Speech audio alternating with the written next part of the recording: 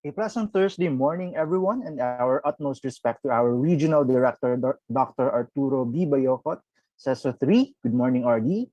Our Assistant Regional Director, Dr. Victor G. De Gracia Jr., CESO 5. Good morning, ARD. To our chiefs in DepED Region 10, to the SERG team, schools division superintendents from the different divisions of DepED Region 10, guests, and those who are tuned in right now via Facebook Live, maayong buntag sa inyong tanan. Welcome to the virtual orientation to the resource packages of the SERG project. I hope that you were already able to sign the attendance sheet for today. That's found on bit.ly/r10-surge attendance. Again, I hope that you were able to sign our attendance sheet today virtually. That's found on bit.ly/r10-surge attendance. We shall also be posting the link for the attendance today on the comment section later, and we'll also be flashing in the attendance link in a little while. So again, please don't forget to fill out our attendance sheet for today. That's found on bit.ly/r10-surge attendance. Before we begin, may we invite everyone to prepare for the singing of the Philippine National Anthem and Australian Hymn. This will be followed by an invocation and the singing of the Region 10 hymn, all through a multimedia presentation.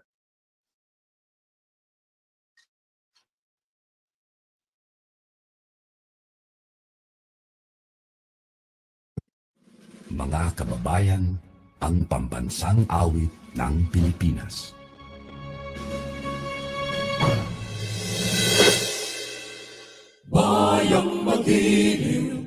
silanganan, alap ng puso, sa libig mo'y buhay. Lupang hinirang, tuyan ka ng makitid, sa manlulupi, di ka pasisiil, sa dagat at bundok, sa simoy at sa langit mong bughaw, may dilag ang tula at awit sa paglayang minamahal. Ang islat ng watawat mo'y tagumpay na nagniningning, ang bituin at araw niya kailan may di magdidilim.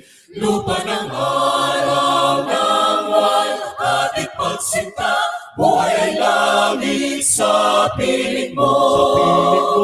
Aming ligaya na pa, may mga api at mamatay ng dahil sa'yo.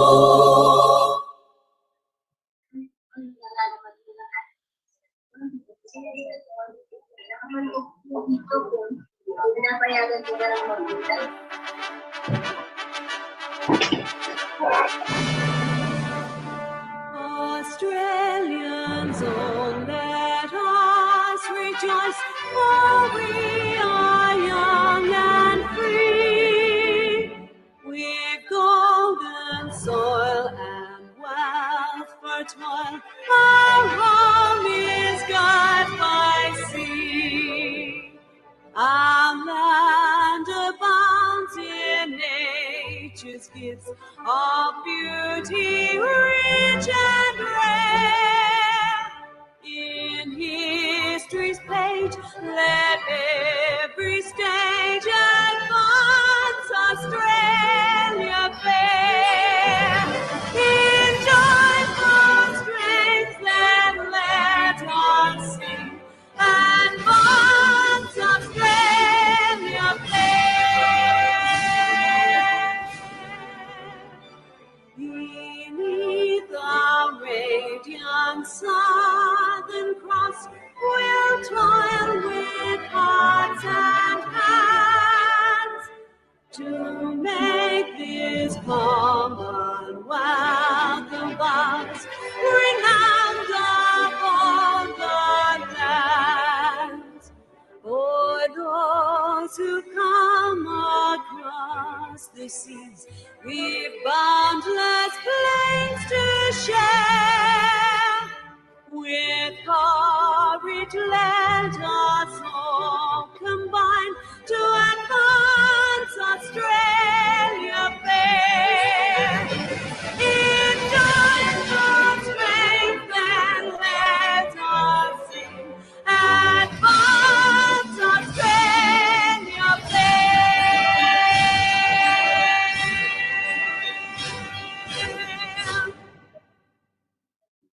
Hello, Ma'am Beth. Good morning.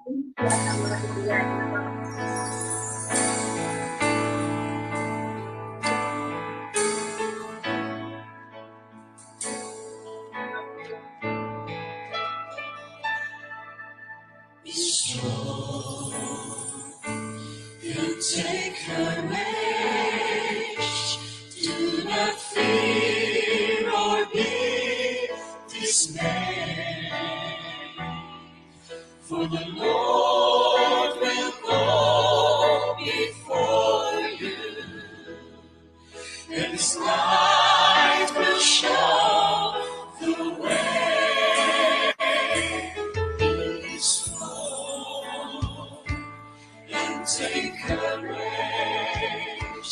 Do not fear or be dismayed.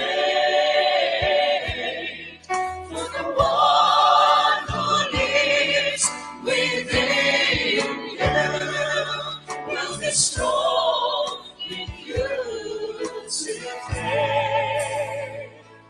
Why don't you believe all of your fears?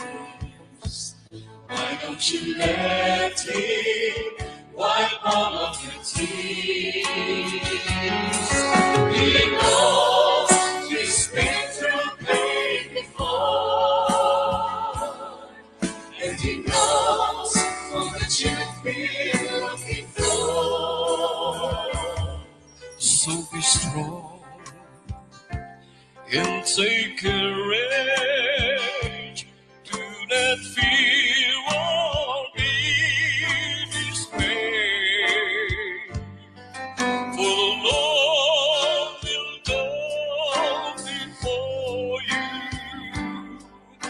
in His light will show the way. Be strong and take courage. Do not fear or be dismayed. For the one who is within you is strong today. Nothing can take you out of His face. Nothing can face you that you can bear. I know His vision before. In His love, in His power, you will be free.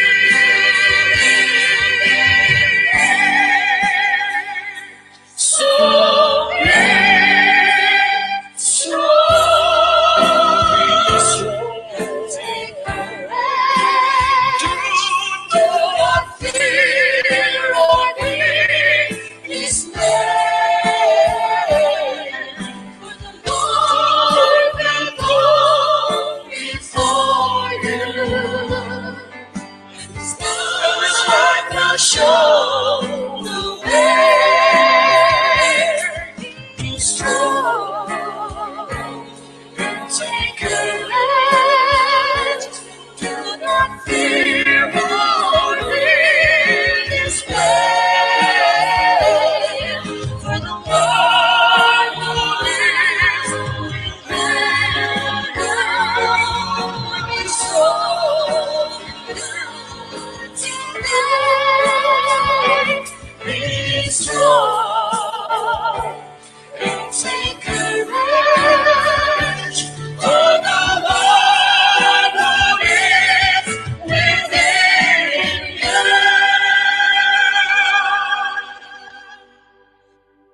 Will be strong in you today. Be strong, be strong, be strong, be Sa bihang Mindanao mabuhay, ibahala mong katawan. Mauswagan masigla kung malipayon, o pano sa katahon. Magpabilig kay kasi-kasi, at kabalaan o kamalipayon, ay sa kanunay gupang nagpaibabaw, ang kahusayo kalinan. Mabuhay kami ng Mindanao, iyutang ka among katawhan. Bisan sa kanang kaliwan, kami na pinahalay. Sa buhat at katuyuan, simbolo sa kagawasan. Magpabilig na magkariusan, kalaukan sa kanay. Mabuhay kami ng Mindanao, iyutang ka among katawhan. Bisan sa kanang kaliwan, kami na pinahalay. Sa buhat at katuyuan, simbolo sa kagawasan. Magpabilig na magkariusan, kalaukan sa kanay.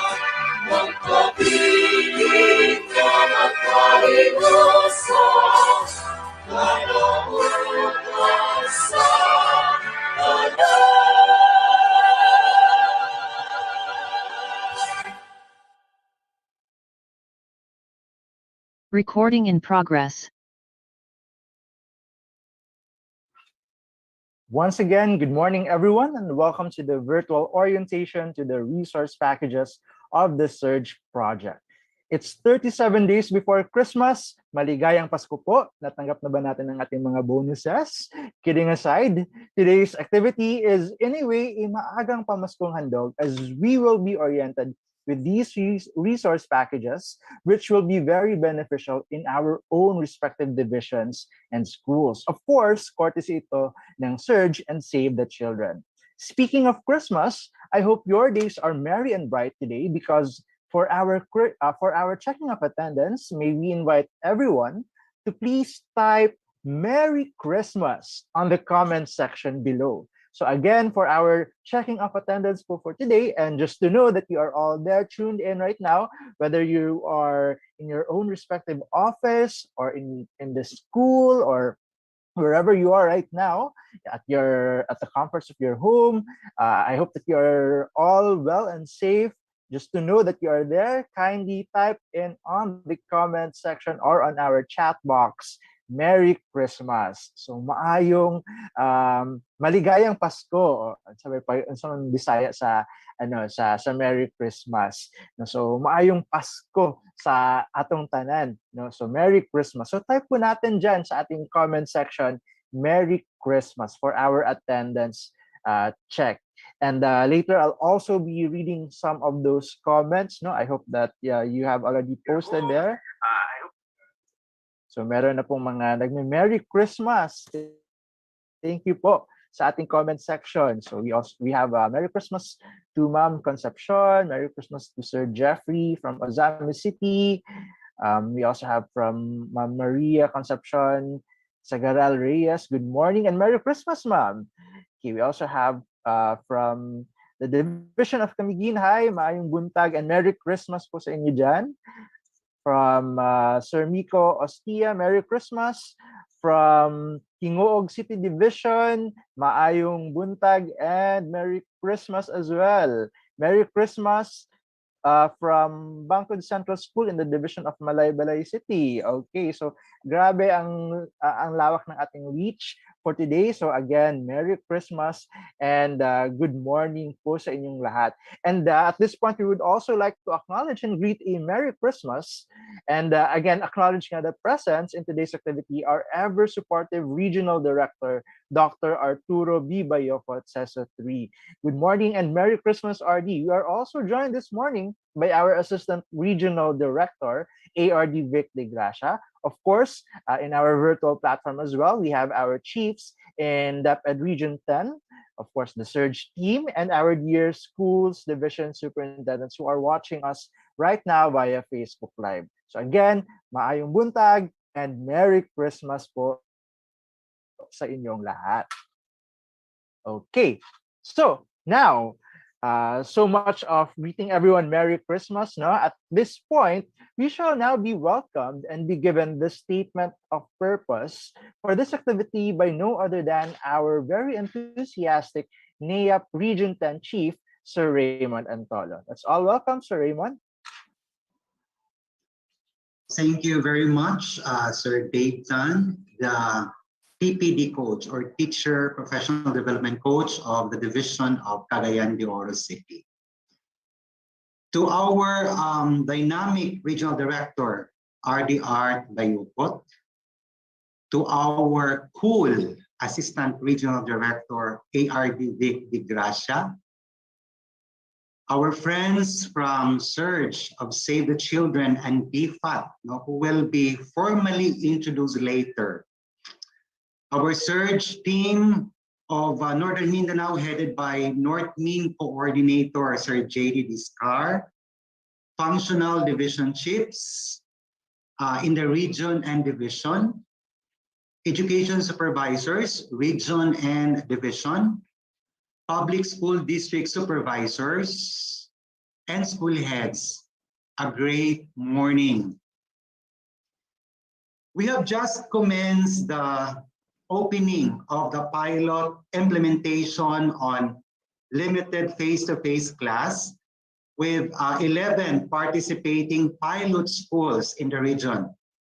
6 in Lanao del Norte, 4 in Bukidnon, and 1 in El Salvador City. Hopefully, other schools will follow in the proposed expansion of the limited face-to-face classes. Now, this virtual orientation is very timely, relevant, and significant as our partner, SERG, Sustaining Education Reform Gains through Save the Children and PFAP, introduce a resource material to SERG regions 5, 6, 8, and 10, enhancing the understanding of how blended learning be run and facilitated. So SERG has developed these materials for our pilot schools, implementing the learning and development or the L&D systems to 12 pilot schools coming from Bukidnon and Cagayan de Oro as an assistance to the new normal education. However, with the request of our regional director, RDR, to adopt these materials for wider use, SERG gave their blessings of the said request in the adoption of these resource packages. So the regional office is very much grateful for these opportunities given by SERG in providing technical assistance to the region. So to our participants who will be providing to the teachers, convey the message and share this privilege as we continue the delivery of instruction to our learners. The knowledge that we will acquire from this activity will help teachers understand better on how blended learning modality be effectively delivered. Grab the opportunity of learning, especially the inputs to be given by our resource speakers later, to benefit the teachers who are the frontliners of the teaching learning process. To all of you joining this orientation, our warmest and cordial welcome. Good morning, everyone. Thank you, Sir Raymond. Maraming salamat po. To show support for our Region 10 Chief, since wala po tayong virtual applause dito, or since you're just watching online, let's all hit on the like button po to show our support and to give our virtual applause. So hit po natin yung virtual like button dyan sa Facebook or dito po sa Zoom. So again, thank you so much, Sir Raymond. Now, at this point, let us hear an inspirational message on RD Arts' behalf. Let us welcome on our virtual platform our Assistant Regional Director, ARD Victor G. De Gracia Jr., CESO 5. Thank you very much, Teacher Dave. Maayong buntag, kanaton tanan, Region 10. My warmest greetings to everyone. Hi's and hellos, everyone. Together with our beloved Regional Director, we are sending our warmest greetings to all. We thank God for this special day that we are gathered virtually, as a regional family, for this orientation on the blended learning modality orientation to the resource packages of SERG project. So thank you very much for SERG for giving us these resource packages. And as mentioned by Sir Raymond, you gave your permission to expand the use of these resources throughout Region 10, not only to the recipient schools. So thank you very much, SERG. Our thanks to the Australian government for the assistance through the Save the Children and DepED. We are very grateful in Region 10 for receiving this assistance, no? Which we badly need. And we are grateful na maraming sumusuporta, no? For the sake of our learners here in Region 10. And I would like to thank the presence of each and every one. On behalf of our regional director, thank you for the presence and participation of the different divisions through the SDSS and ASDSS, the chiefs of the CID and SGOD, the EPS or supervisors, both regional and division, the PSDSS, the school heads, the SEPS, HRDS, and M&E SEPS. No? I'm so happy that so many are involved in this virtual gathering today. And may this will be very fruitful and helpful to everyone, as we also give our thanks to the SERG family, headed by Ma'am Lane Velasco, and now I see Ma'am Lorna Dino. Hi, Ma'am Lorna. So happy to see you in this gathering. And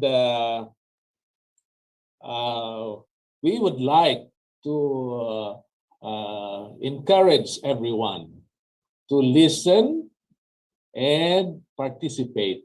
No? We know that this assistance is very timely, as mentioned by Sir Raymond.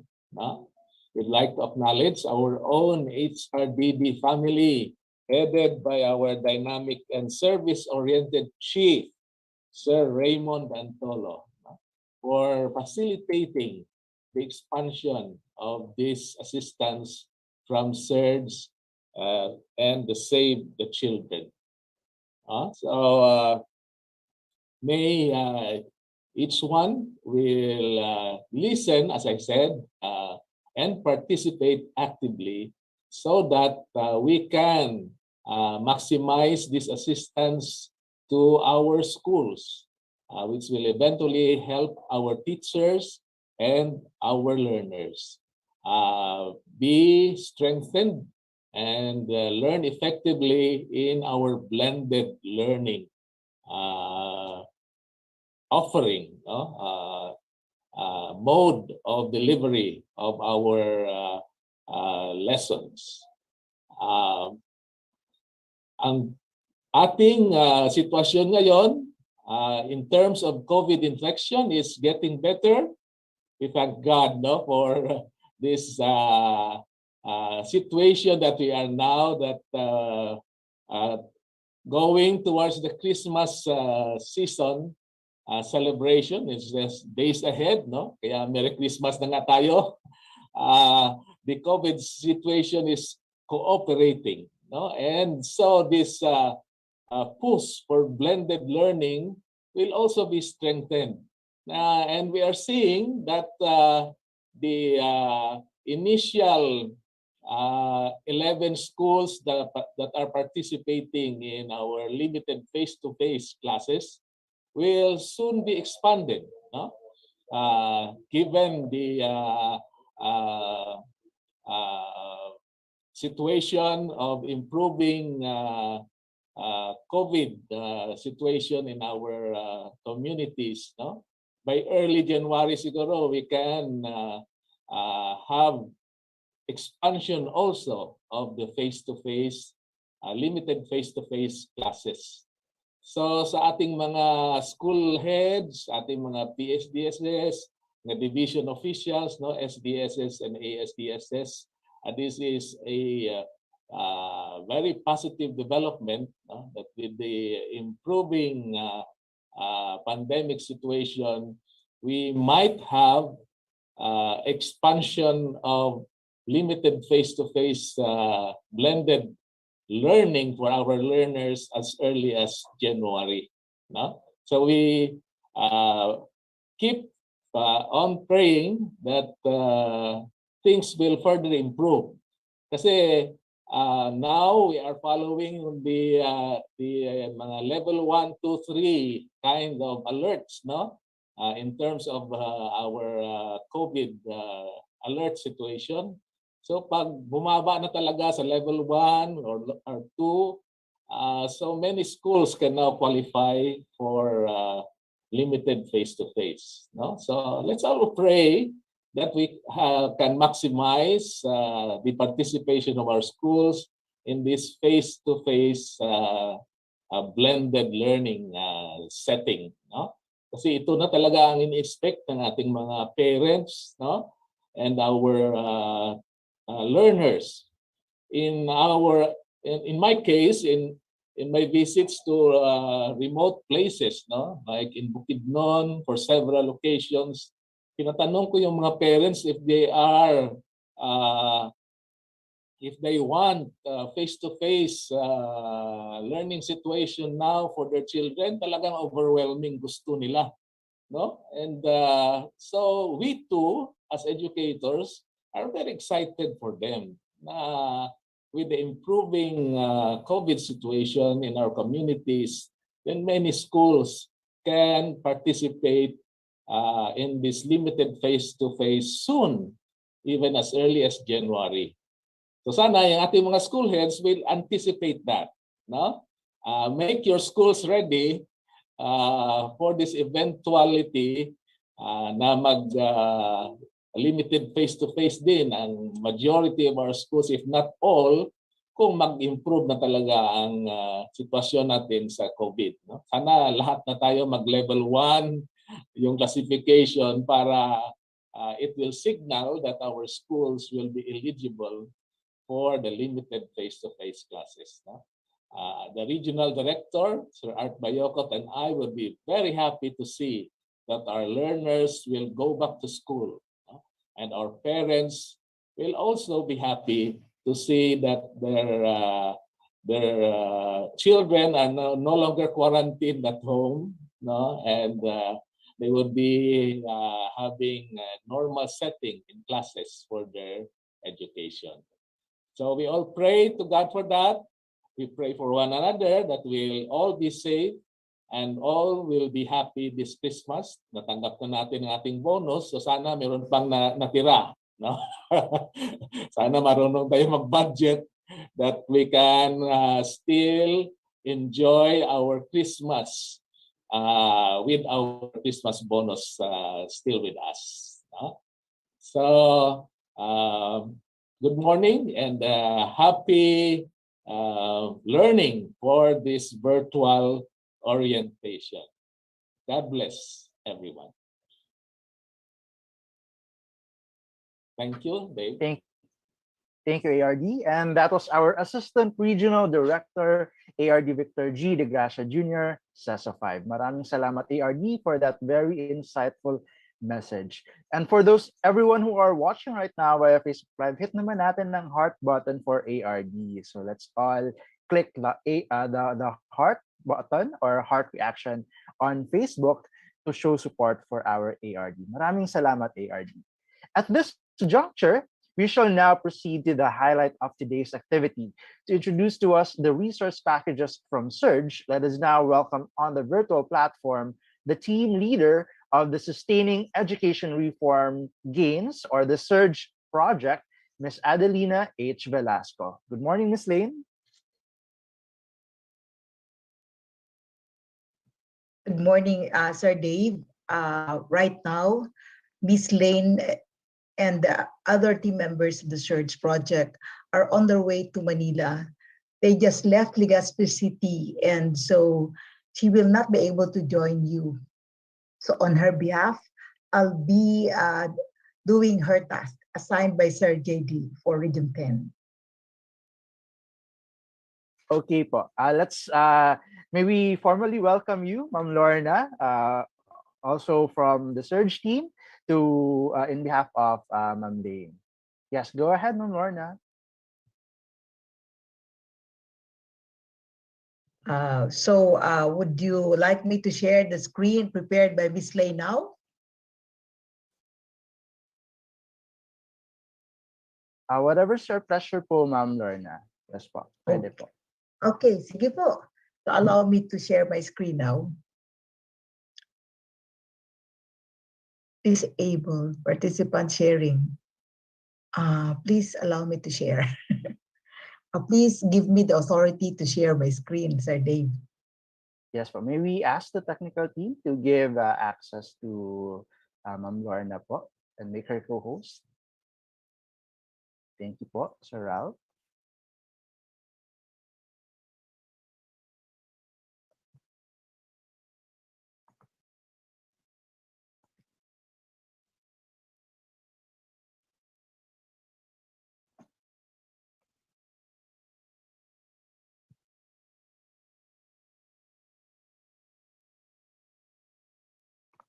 Sir Dave.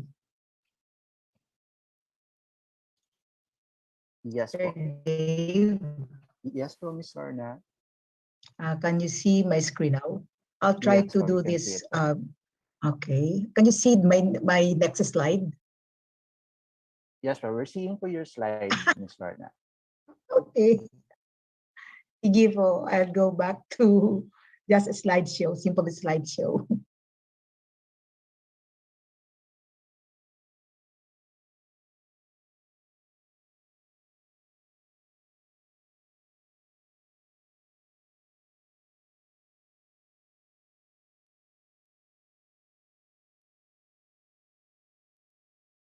Sir Dave.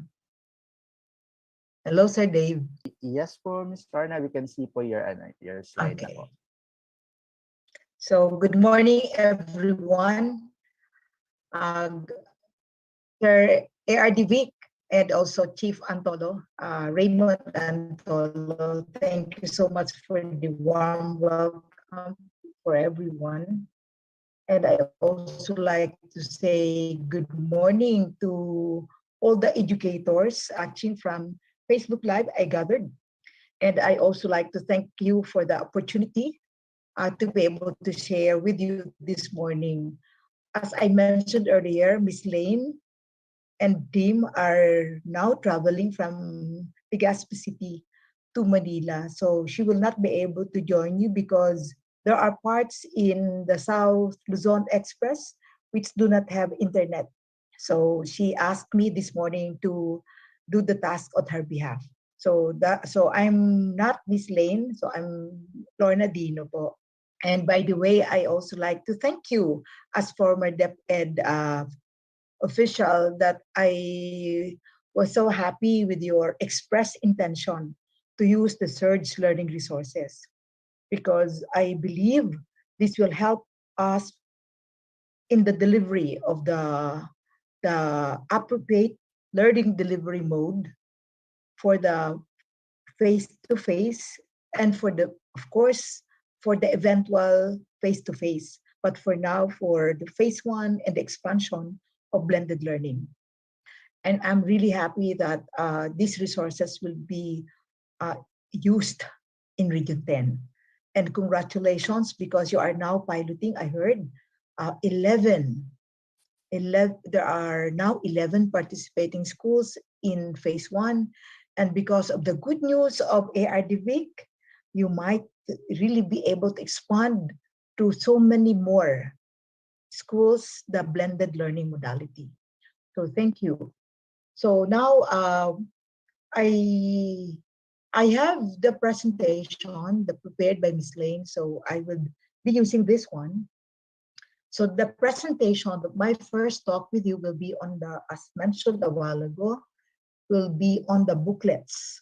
So we have booklets on blended learning modalities. And of course, another booklet which is very helpful for the face-to-face and also for the blended learning, the booklet on creating safe and healthy environment for school and also for home. Remember, during the pandemic, we are not just concerned with the cleanliness, the health, the safety of our children in the classroom, in the school, but also wherever they are, because that is their learning environment.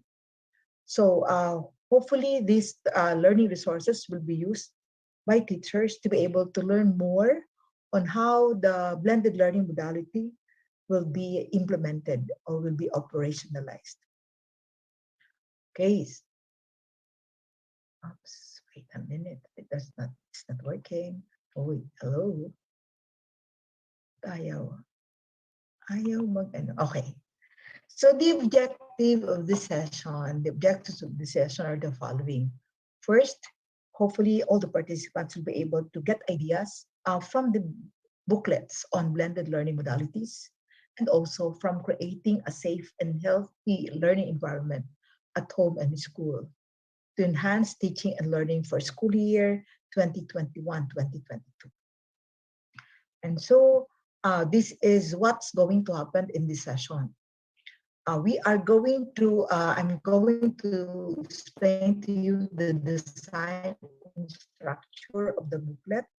And so I'll give you the main messages and the structure of the booklet itself, and also the design and structure of the the creating safe and healthy learning environment. Again, I'll only point out the messages in this booklet and also the structure, how the booklet looks like.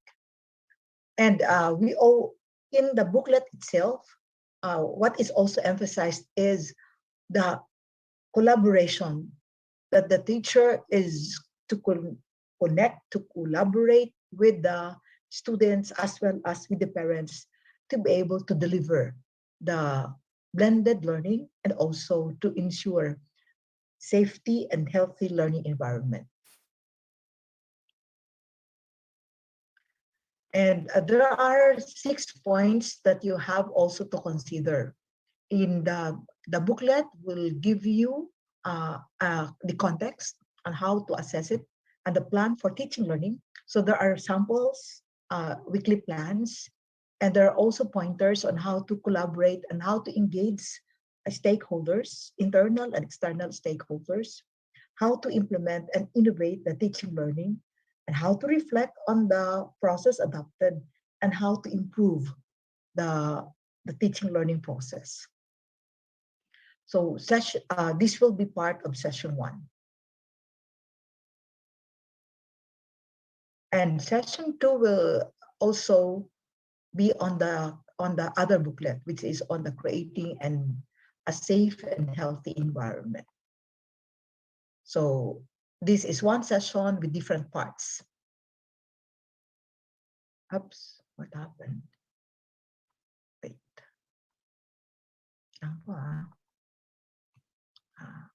I missed it.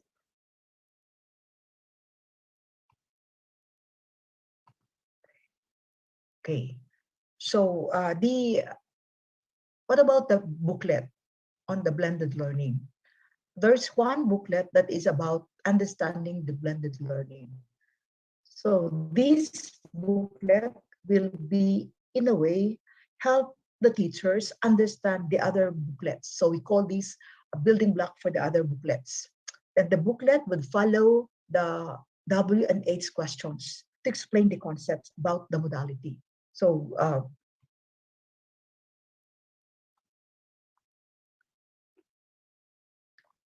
and so the booklet will give you an idea on what is blended learning, the first booklet. Why should we use the blended learning now? And the next question that will be answered by the first booklet will be, what are the types of blended learning? And when is every learning delivery modality appropriate?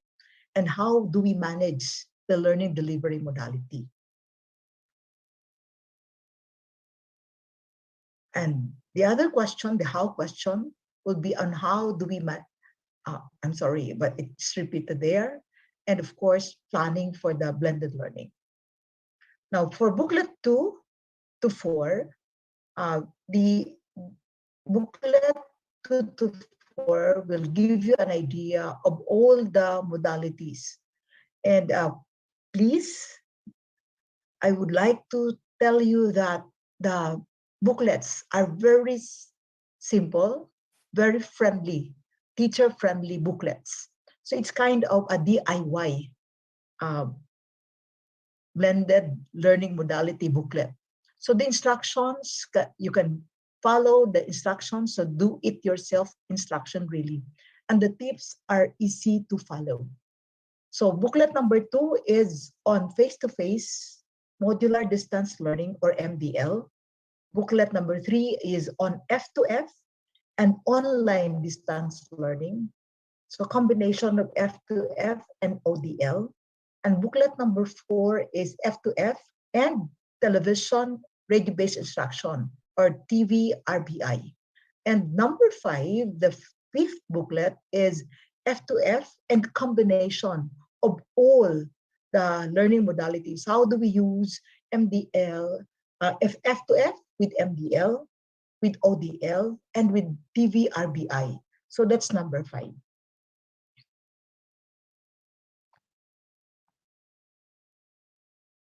So basically, the booklet has the following parts. So they will give you all these tips. So the listing here is actually the table of contents of the booklet. So give you an idea what F2F and MDL is. So what is it? So an introduction to that. So next one will be, when do I use it as a teacher? So the learning requirements are enumerated. So what are the requirements of the teacher to be able to use MDL? Then what are the support that would be needed by the teacher if the teacher will implement or use MDL? From parents, from guardians, from siblings, from community members, and what are the technology requirements? So all these are simply stated, are simply enumerated. So the answer to the question really are direct, are brief and direct. And part 4 of each of the booklets answer the question, who should be part of it? So when we deliver MDL, the booklet is saying that the MDL should not be implemented by the teacher alone, but with the school head, with parents or guardians, siblings, and other community members, and of course with the whole community. And the 5th part of the booklet, of each of the 4 booklets, would be answering the following question, this question: how do I do it? So tips on how lesson plan will be done, a weekly learning plan. And I said a while ago that there is a sample weekly learning plan. So when you organize your classes, so when you group your classes into smaller groups, so how could that be done?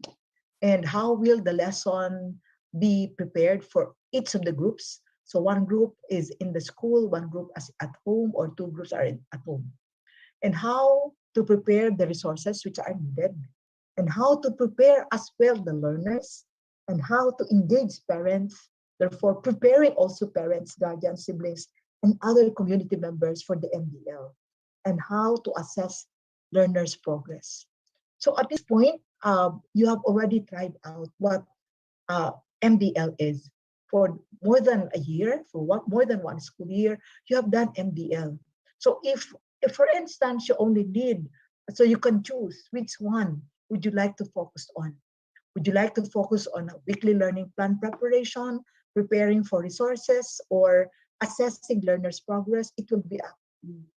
As we always say in LDS, in Learning Development System for Teacher Professional Development, hopefully what they are going to do is, for teacher professional development, is needs-based. So learning needs. So what will the teacher need? What do teachers need on a specific topic about the module? So you can choose. You may want to cover all, or you may want to only focus on a portion of the booklet. Okay, so that's up to the persons who are going to be in charge to implement or deliver the last session for all of these. And at the end of every booklet is a lock session guide. And the lock session guide, so each booklet, each of the booklets from 1 to understanding, and 2 to 4, 2, 3, 4, including the combination, ends with the lock session guide. And the lock session guide uses 4As. So this is a sample of the lock session guide. So it starts with what the objectives are, what to do before the session, what to do during the session, what preliminary activities can be done. So what activity, what analysis, what abstraction, what application would be given to the participants. So since the lock session guide is here, what resource will you be needing? Will only be a development of PowerPoint presentation or based on the lock session guide. So again, it's up to you to adapt the lock session guide because as I mentioned, we would always consider the needs and the context of the learners. So these are the suggested activities in the lock session. So you can debate or design another preliminary activity, or you can design another activity for the first activity and also the application. It's all also up to you. But this is a suggested one based on the booklet. So each of, I like to repeat what I said, each of the booklets end with a lock session guide. So you will not worry anymore on preparing resource material, specifically the lock session guide. So simply adapting it would be okay. Okay, now may I now go to the other booklet? So I'm now on the second part of the session of Ms. Lane. So this time I'll focus the talk on creating a safe and healthy learning environment in school and at home. So this time, this is also a learning action cell resource package. So I'll now share with you the design and structure of this LAC resource package, specifically on creating a safe learning environment, safe and healthy learning environment in school and at home.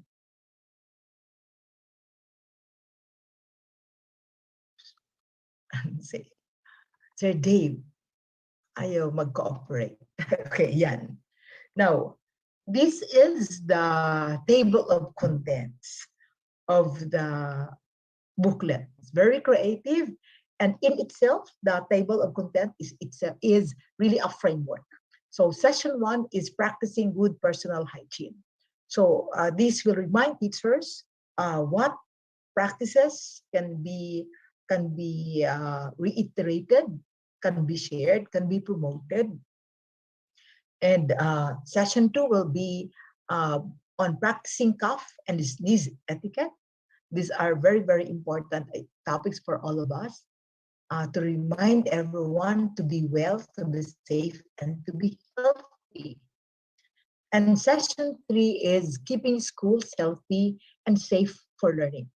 Okay, so these 3 topics will allow the teacher to really learn everything, be reminded of all these practices.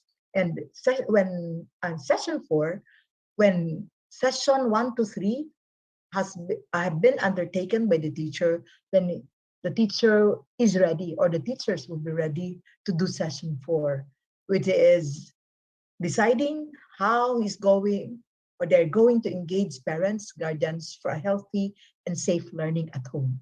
Other schools that adopted this booklet used the same booklet to orient and reorient parents, guardians, and the community about practicing good personal hygiene, practicing cough and sneeze etiquette, and keeping schools healthy and safe for learning. So that's the framework or the table of contents of the session guide.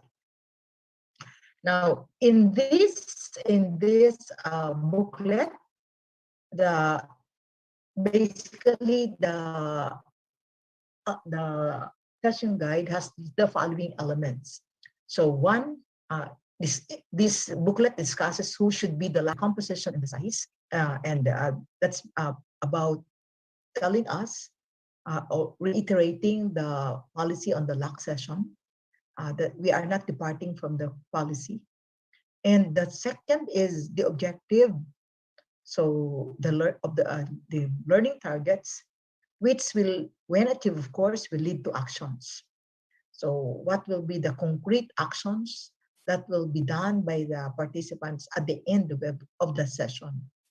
Then we also have a part on materials, so suggested supplies, tools or equipment to be used during the session, whether it is F2F or virtual, and the duration. So we are also suggesting in the booklet the time allocation for the entire session.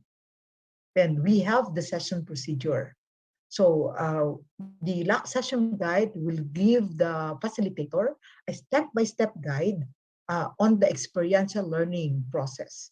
So as I mentioned, it will adapt for ACE. So from activity, analysis, abstraction, and application.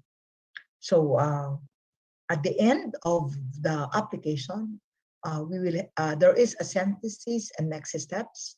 So how the facilitator will allow the participants to have all the points, to summarizing all the points, then getting commitment to action points and steps for the next session. Then the booklet itself gives you references and also annexes. So that's about the booklet. So let me go to some tips on how we can plan to use all the booklets. So Ms. Lane has enumerated here several tips on for planning on how to use the materials. First, of course, it is suggested that we orient the key stuff on the available resources. So just like what we are doing right now, this is just a basic orientation for all of you on what the resources are all about. Then we would like to make it clear that the materials can be used, including notations, but these resources do not rescind any DepEd order. So this will be helpful to you, but these booklets do not rescind any DepEd policy. The next point the next tip on planning that we also would like to emphasize is you have to determine the key points based on what the school will be doing and what knowledge, skill, or attitude the teachers need to improve the delivery of the chosen modality. So those are as I mentioned, there are so many, but naturally you are going to choose which one can be adapted. So it could really be only F2F and MTL because the children's community, the learners community, the school, where the community where the school is not connected to the internet. So F2F with blended learning will never be possible. So you can choose which booklet is appropriate to the need of the school and to the need of the teachers. And as I mentioned earlier, you can choose which should be emphasized in the booklet, whether it is assessment only or preparation of the plan and whatever. So whatever is the focus can be decided upon based on what the teachers really need to improve on. And of course, every school or per district, whatever is the chosen delivery structure, you have to form learning groups based on the needs and identify the LAC sessions that will respond to the needs. So when you identify the LAC sessions, that will also be telling you that you can adapt the LAC session guide. There are already schools that conducted LAC session on the different modalities, but I would like to tell you that not all schools conducted a LAC session on all the 5. So, but they always started with using booklet number 1. Then they choose which booklet would be the part of the content of the next LAC sessions. So some schools decided to do all because it's possible to combine MDL with other remote learning modalities, or the face-to-face with other remote learning modalities. So it's really up to you based on the context of the learners, based on the context of the school and community.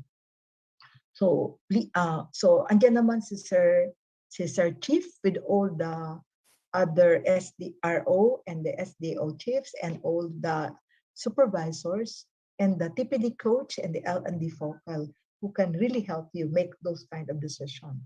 Of course, with the teachers participating in the decision.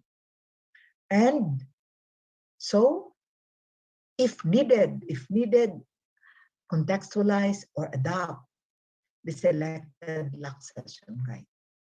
So you can enhance the content aspects, you can change the activity, so it's really up to you based on needs.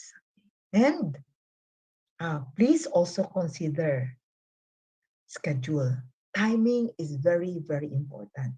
So who should take the host, the LAC? Who are going to participate in the LAC first? When will the others do the LAC? So it's up to you when the schedule should be for the LAC session. So that will be part of the design that you're going to do. Anyway, you have all the resources that you can adapt, and you can also, of course, consider when this will be delivered. And please always, after the conduct of and end the session, please end the session with a question on what can be learned further. So you have to identify what other KSAs would be needed. So what can be learned in the next LAC sessions, so that everyone will be guided, and all the contents and the KSAs, the target KSAs of the booklets can also be strengthened. So recommend that you can also consider other learning and development interventions like GEL and RDL to strengthen the KSA, the target KSAs of all the blended learning modalities booklets. So, Sir Dave, I think you can also, I hope you will also consider that with other TPD coaches and L&D focal. Okay, so what are the things that you should remember? Now, the booklets provide systems perspective in approaching the education delivery system, from teaching learning to managing the learning environment. So not just the school, so in classroom to home-based classroom. That's the learning environment that we all consider in especially during this pandemic. And what can we start learning? And we are really saying that since this is just a start, hopefully the booklets will also motivate all the teachers to learn some more. Okay, so ayan po ang end ng presentation ni Ms. Lane. Sir Dave, this is the end of the first talk. Thank you very much, everyone. I hope that the LAC sessions will be conducted and the target participants will be selected. And I know that you will all would like to try all or only a few booklets, depending on the needs of the school, depending on the needs of the learners in the school, especially in the 11 participating schools for phase 1. Thanks so much, ladies and gentlemen. Maraming salamat po, Ma'am Lorna. Ma'am Lorna was our former Undersecretary for Curriculum and Instruction and now currently the Education Specialist and GEDC Specialist of the SERG project. Again, daghang salamat, Ma'am Lorna. And later we will be joined again by Ma'am Lorna to give us another session. Wouldn't we all agree that the inputs from today's session is actually very beneficial for our teachers and learners? And with that, we would like to share with you the download link for the resource packages presented earlier by Ma'am Lorna. So let me just go ahead and share my screen for a while.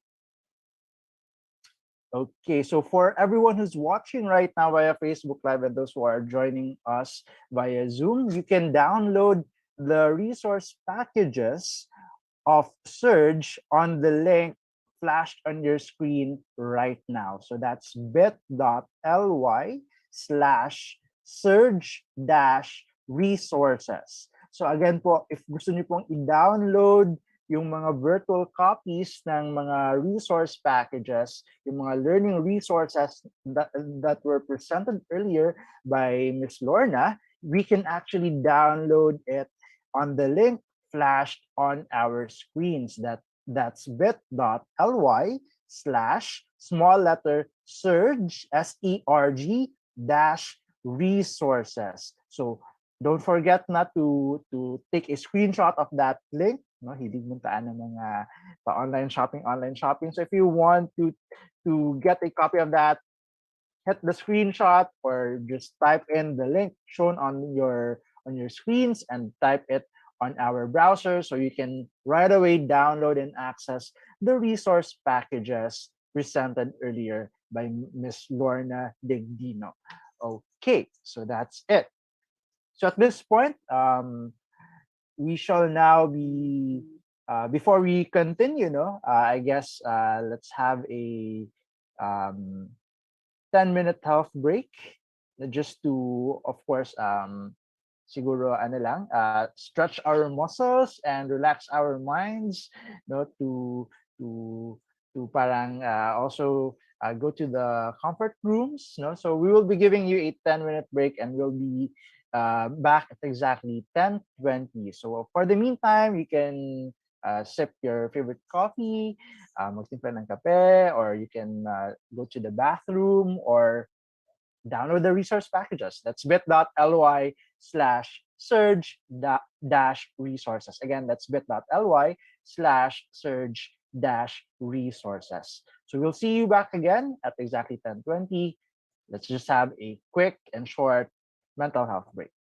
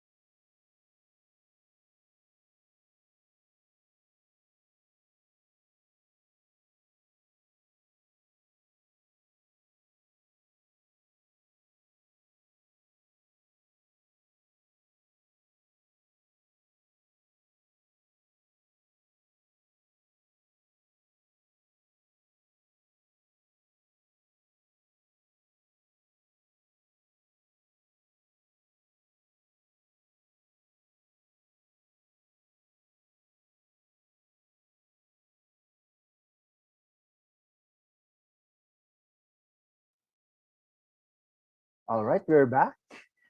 I hope that you were able to download already the SERG resource packages and learning resources found on the link flashed on your screens earlier. Again, that's bit.ly/surge-resources. And I hope that you were able to go to the bathroom, fix yourselves, inom na ng coffee, no, while we had our 10-minute health break. And so now we're back on the next part of our program po. We shall be joined once again by Lorna to talk about GEDC. So GEDC stands for Gender Equality, Diversity, and Social Inclusion. So we'll bring back and welcome once again to our virtual platform, Miss Lorna Digdino. Lorna. Good morning again to everyone. So I like to repeat what Sir Dave mentioned. Hopefully you're able to stretch, to take your water, to take your stocks, and went to your restroom for most needed break. So ayan. So this time I would like to share with you my screen on the assignment given to me by Sir Dave. Sir JD. Sir JD, ano po ito assignment po sa amin? Let me look for my screen, my PowerPoints. Okay, yan. You can see my slides now. Sir Dave. Yes, po, we can see the slide po. But, not yet the presentation po, ma'am. Yes, okay. Yan. Oh, that's it. So as mentioned by Sir Dave, GEDC is gender equality, D is disability, and SI is social inclusion. And this time, this is not just in education, basic education for the learners, but this time we are using the concept for LDS, for in learning and development system for teacher professional development. Okay, so hopefully in an hour or so, we'll be able to realize the following objectives.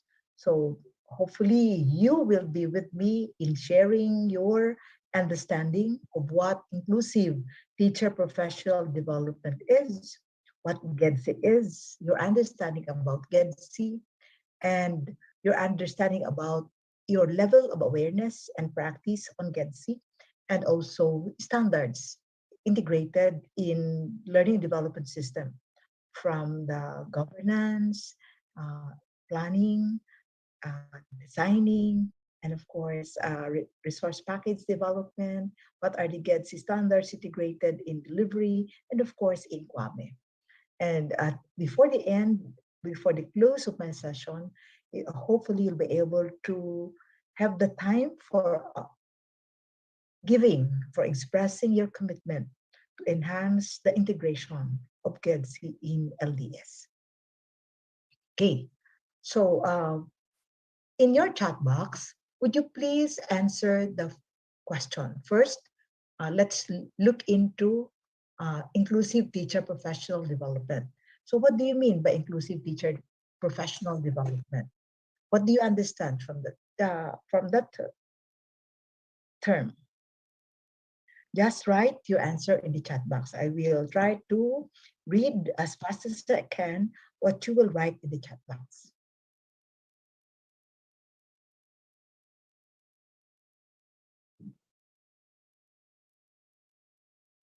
Okay, I'll give you a few minutes to be able to think of the answer.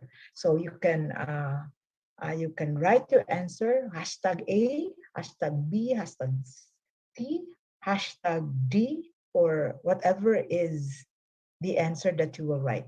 If it pertains to inclusive DepED, then hashtag A.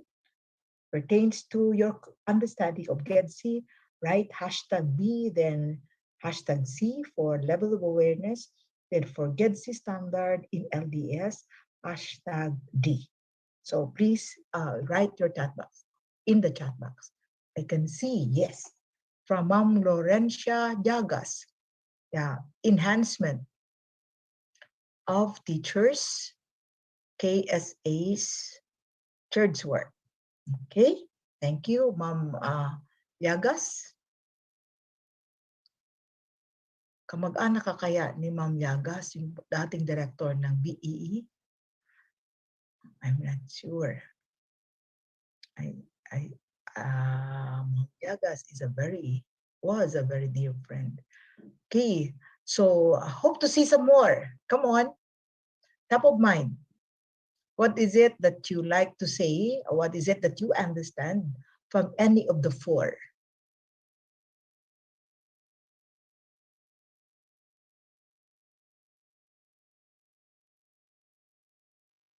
Anyone else other than Ma'am Llagas?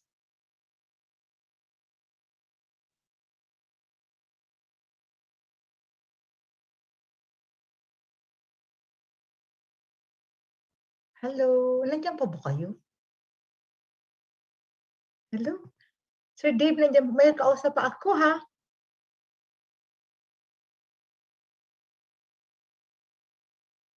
Okay, top of mind. Please, tingnan natin kung ano pa ang naisulat dyan. Ups, wala pa.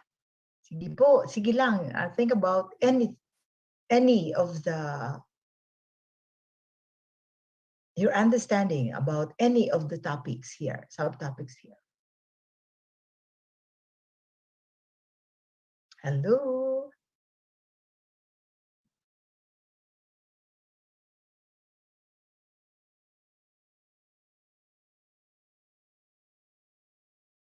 Okay, there's another one. Equal opportunities across all L&D activities implemented. Equal opportunities. Okay, thank you, Sir Dave. L&D equal opportunities in L&D activities implemented.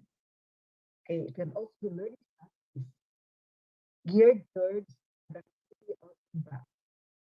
Okay, GEDC of Ma'am Rebecca. Hello, Ma'am Rebecca, is a concept that addresses improving access to education and services for all, including the women, poor, and indigenous peoples. It supports more inclusive policies and mindsets and increase the voice and influence of all, including women, poor, and the underprivileged. Thank you, Ma'am Rebecca, for that very profound concept, your concept of GEDC. Thank you. Okay, so one more or two more before I go on to my next slide.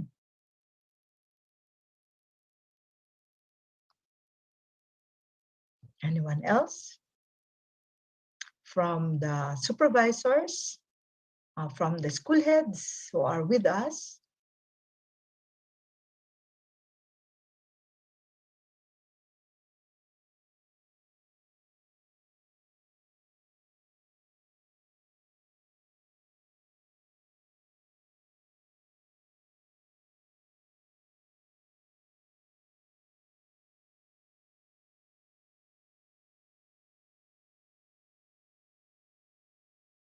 Wala na? Okay, so access to education and services for all. Okay, so since later, if you have anything to write, please feel free to use the chat box. Okay, so let me share this slide with you, where what we are hoping to really do in strengthening GEDC in teacher professional development is, let's consider inclusive DepED as a mandate. Because I think what we need to do is to really protect. And we would like to say that it is the right of every teacher to quality learning and development interventions. And all these quality learning and development interventions will enable each teacher to improve their competencies. And of course, that will be along the Philippine Professional Standards for Teachers. And if these competencies of the teachers are improved, all teachers will not be left behind. then that will improve teaching quality. And if teaching quality will be improved, that will mean improvement of the teaching learning process. And that will contribute to improving learning outcome, so learners learning. And this is also proposed that it should be the driving force of LDS to ensure teacher professional development for all. Now, I remember listening to so many stories before that teachers would say, I have not attended any. And I've been here for a few years already. I have not attended any training. So there's that concept that the teacher is really left behind in terms of professional development. So hopefully when we implement and integrate LDS, strengthen LDS in teacher professional development, then no teacher will be left behind. And so we consider GEDC in all the subsystems from GEM to Kwame. And Kwame, of course, is embedded in each of the learning subsystems, LDS subsystems. And let's consider inclusive TPD as a principle. And if we embrace inclusion in TPD, then we will promote the organization sensitivity and responsiveness so that teachers will be able to actively access and actively participate in quality learning and development interventions. And soon, a policy hopefully will be released on LDS, and inclusive TPD can be considered as an overall framework for needs assessment, for planning, for designing, for resource package development, for delivery of any learning and development interventions, and of course for M&E of programs that promote inclusive TPD. So what I am saying here is GEDC in LDS can be promoted, can be strengthened, not only in the content of the programs or the learning development interventions that will be delivered. So gender, and we have been doing a lot of GOD trainings, but we can also consider GOD, gender and equality in implementing the LDS, not just the content of the learning and development interventions. And of course, you have also to consider the learning needs of the teachers. So in many instances, we found out that most schools lack KSAs, competencies along the PPSD standards, domain and standards on diversity of learning. So that can be the content of the learning and development intervention. But GEDC in this regard is being advocated as part of the process, as part of the system in every subsystem of the LDS. So if we do that, if we embrace this as a policy framework, then we will really promote inclusive TPD and ensure that all the teachers will have access and will actively participate in a responsive learning and development interventions, responsive to the learning needs, and of course, responsive, appropriate to the context of the teachers. Okay, so if we consider this as guiding principles, then let's consider the following other principles. First, inclusion. When we speak of inclusion, we always say all, access, participation of all. Regardless, whatever is the need, whatever is the context of the teacher. And please consider that when we speak of all, we speak of whatever is the position item of the teacher. We speak of the teacher wherever the teacher is assigned, whether he is or she is an elementary, junior high school, or senior high school teacher, whatever is the learning area being handled, wherever the school is, from any part of Luzon, any part of the Visayas area, and any part of the Mindanao area. And when we speak of inclusive TPD, we also speak of this principle, that it is responsive to the right. And I would say we can consider a rights-based approach in promoting and protecting the right of the teacher to be able to improve his/her competencies. Therefore, inherent in this right is a right to access and participate in quality learning and development interventions. And in doing so, then that will mean that we will also be guided by this principle, that we are all sensitive and responsive to the context of the teacher. And I think ARD, Vic, Sir Art, and all the SPSS, and all of you supervisors, district supervisors, EPSS, and school heads who are present, all the chiefs from the RO and SDO will agree with me that LDS prepare teachers to succeed. And when we prepare teachers to succeed, first and foremost that we want him or her to do would be to enhance their competencies. Because if they are competent, then they will be happy. They will be smart teachers. And if they are smart teachers, they are happy and competent teachers, they will be successful in their career goal, along their career goal, along moving from beginning to proficient to highly proficient or distinguished career states along the PPSD. And if this happens, then we improve the quality of teaching, learning, whatever is the delivery mode. Whatever is the delivery mode. I like to emphasize that because this is not just for in school, but for remote learning, for teachers who will do remote learning deliveries. And if that happens, as I mentioned earlier, then the teacher will be able to contribute to improve learning outcome. Now, I remember I taught, when I was undersecretary, I was also asked to teach at PNU. So I taught two subjects, one at PhD and one at the masteral level. Some of our teachers would say, Ma'am, ano ba yung NAT? Bakit sinasabihan kami ng aming principal? Basta gawin nyo ang dapat nyo gawin para ma-improve ang achievement scores along in the NAT, National Achievement Test. And my students were saying, we didn't understand that. Now, here, what we are saying here is there's reviewing students for the test will not improve really teaching quality.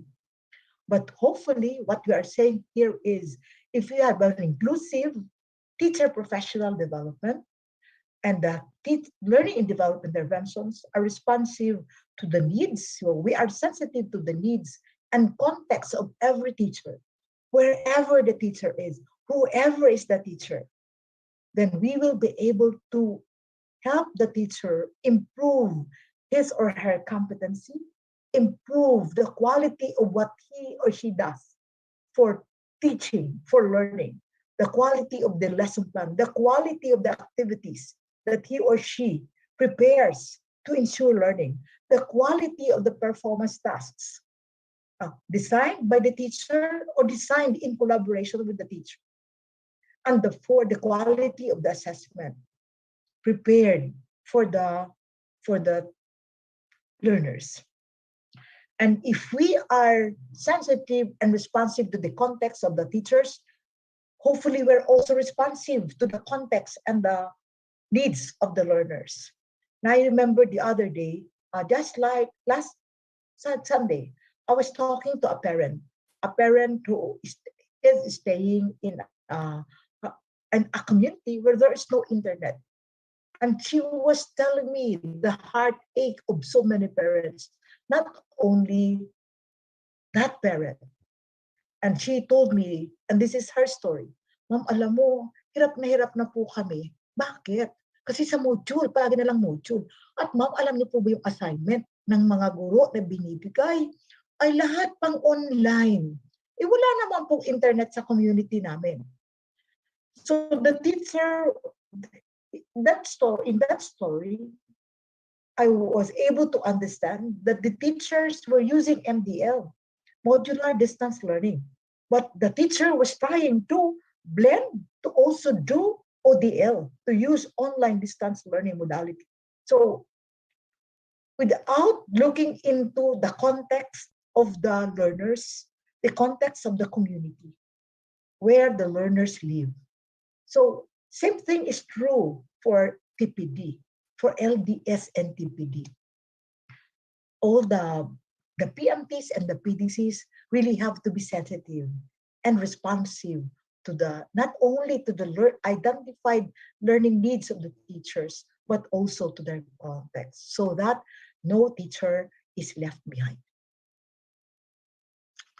And so, what do you mean by context? I adopted this definition from the policy for K-12.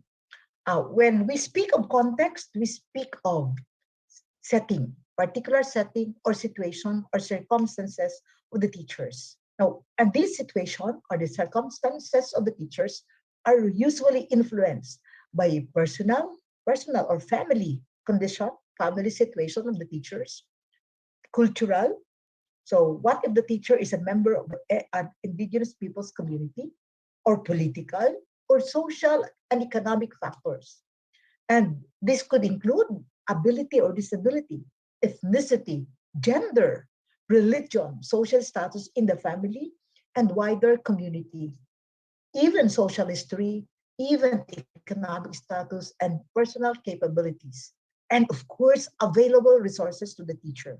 Just like what I was saying, what if the teacher is asked to attend online webinar, virtual seminar, virtual session, and the teacher lives in a barangay where there is no internet connectivity, and the internet connection is available in a place where there is high incidence of COVID cases, or it's really far from, because he or she has to hire transportation and everything to be able to access that. And she has a baby. All these are part of the context of the teacher. So resources, the condition of the teacher in the family, and all of this. And as I was saying, environment of the teacher, where the teacher live, where the teacher learn to improve himself or herself, and how the teacher interact with other people, with other teachers, with the other members of the community. So whatever is the context of the teacher, whatever is the ability, whatever is disability, ethnicity, religion, whatever is the circumstance, the same, we still dream that for the teachers to be competent.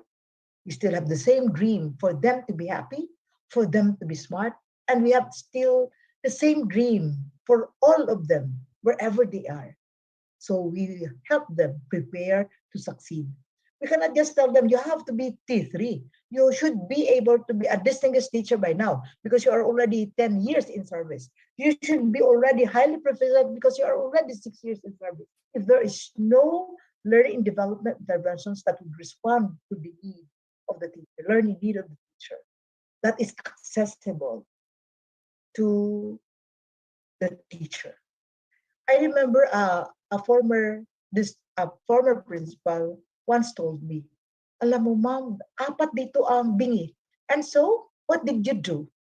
In your school-based LAC session, what did you do? In the training program that the teacher has attended, what accommodation was given to the teacher? Now, for those who cannot attend Saturday training, Saturday learning and development interventions, because sometimes we get the Saturday once in a while of the teacher, for the teacher to be able to attend a learning and development intervention. What if the teacher's religion prohibits him or her to attend anything other than attending to religious activities?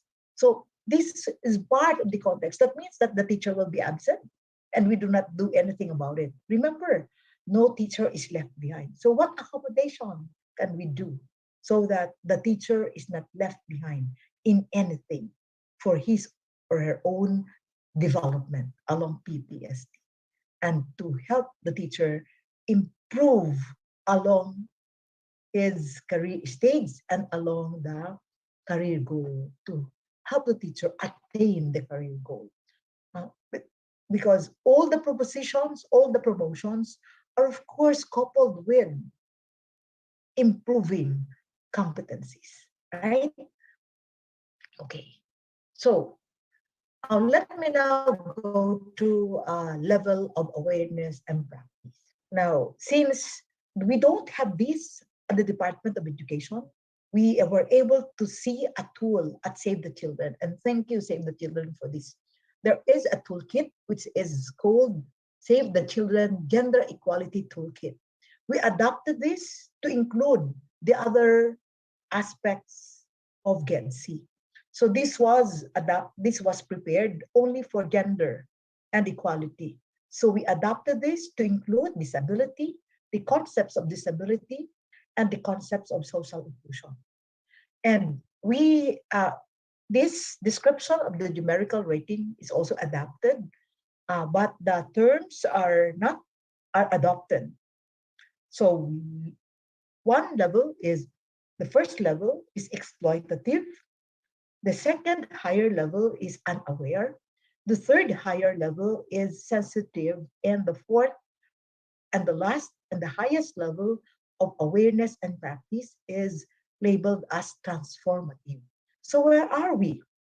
By the way, Sir JD and everyone, we have already developed a survey instrument based on the level of awareness and practice, and also a survey instrument for GED-C integration in LDS. We are going to pilot that with BHROD soon, and we are going to use the tool first with the NAYAP, and that tool will be used later on, hopefully in the field. So the first office that will use the tool will be the NAYAP Central Office. Okay, so but I'm just giving you an idea what the description is of every level of awareness. So let me go to my next slide. So what is exploitative? What is the difference between exploitative from unaware, from sensitive, from transformative? I'm not sure where you are now, but I hope that whatever is the level of your organization, then we will hopefully be able to enhance that level of awareness and practice. Okay, with the help of strengthening GED-C in LDS. Okay, so here. So thank you, Ms. Lane, for this slide, because she transformed this slide and this one is better than in the vertical one. So as you can see, this is exploitative, from exploitative to unaware, to sensitive, and to transformative. And I mentioned earlier that exploitative is the lowest level of awareness and practice, and transformative is the highest level of awareness and practice. And this is for all, for the GED-C, for gender and equality, for disability and social inclusion. And please take note of the blue fonts, because the blue fonts emphasize the difference between each of the levels. So read along with me. So when the organization is in the level of exploitative, then what is happening there? Existing norms, policies, imbalances on GED-C are utilized for the advantage of achieving program goals without consideration in promoting gender equality, social inclusion, and welfare of persons with disabilities. So we just do programs, and we don't consider gender, we don't consider equality, we don't consider social inclusion. But of course, when we speak of equality, we don't speak of unlike mass training. Remember mass training before we institutionalized the K-12. There was mass training. So the training was one size fits all. we cannot do that. So actually, equality does not, no teacher left behind does not really mean all teachers should attend all the trainings that are conceptualized. We all know that all learning and development interventions are needs-based, based on the identified needs when we did needs assessment, right? And that is those are the basis for planning, for designing, and everything that we do to make sure that the program or the learning development intervention is really responsive and appropriate to the needs of the teachers. So wala lang. We just create a program, we just create a training program, we just create LAC sessions, conceptualize LAC sessions without really any consideration, whether it's whether our language is gender sensitive, whether the resource packages that we develop are respectful of the ethnicity of the teachers who are going to use it. So those kind of things. Now, on the second level, here, specific needs of girls or boys, of men and women, or other persons in disadvantaged situation were excluded in planning and designing organizational systems and learning and development programs. So this time we already identified who may not be able to access, but they are excluded. So, hindi pwede siya kasi taga-ano yan, walang internet sa kanila. O di wag na muna siyang umattend. Hindi pwede siya kasi ito ay para lang sa hindi mga, o yung nakakakita. So, para to sa mga nakakakita So, excluded. Hindi yun, wala tayong magagawa. Bingit siya Ito ay audio at saka So, tingnan na lang niya yung PowerPoint, excluded. So, unaware. And sensitive in the higher phase, or when different gender needs, abilities, disabilities, cultural backgrounds, and contexts are identified. So this time, just like what you did in needs assessment, remember TPD coaches and LD focals, you have gone through needs assessment with SERG. You identify the gender, you identify the needs of the teachers, abilities and disabilities, background of the teacher, the context of the teacher. And these are incorporated in the LDNA report, and these are the ones considered in the planning, designing, and all the LDS next subsystems until delivery and of course in Kwame. Hopefully you'll be able to look into GED-C in each of the subsystems. And here, when planning and designing organizational systems and learning development programs utilize gender needs-based, cultural, and context-sensitive approaches to promote gender, then this time, you are really intending not only in using needs the baseline data on the teacher's context, not only using but you are promoting really gender equality, social inclusion, and learning development. These GED-C standards, the GED-C principles, then your organization can be considered in the transformative level. So, yun po yun. So, where are you now? Wherever you are, as an OIG, hopefully you will be able to make sure that there is inclusion, that context is considered, and that we promote GED-C in all our programs, learning and development programs, and in all the organizational systems in the office. Because there are so many other systems, right? In the school, there are many systems at the SDO at the RO level. So when the organization is transformative, we are not only talking of LDS, but we are also talking of the whole organization. And So LDS and other systems that are in the RO, that are being followed at the SDO level. Okay, so what are now the standards? Let me now go to standards integrated in each of the each of the subsystem of the learning and development system, or the LDS. Now, if we take a look at this, have we given opportunity and allow for active participation of women and men in the governance structures? So what about the composition of the PMT? What about the composition of the PDC? Whether the PMT and the PDC are in the school level, at the SDO or the RO level. So if the school has no male teacher, it's understandable, right? When the PMT and the PDC will be composed of all women, because that is the nature of DepEd.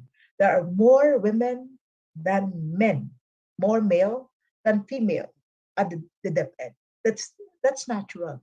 But if there are women, there are men in that governance level, whether it's school, SDO, or RO, or even the central office, then hopefully there is an equal opportunity for men or women to be part of the PMT, to be part of the PDC, to whether a member or a team leader, and to actively participate in all the activities of the PDC and the PMT. So what we're saying here is it's not just about being part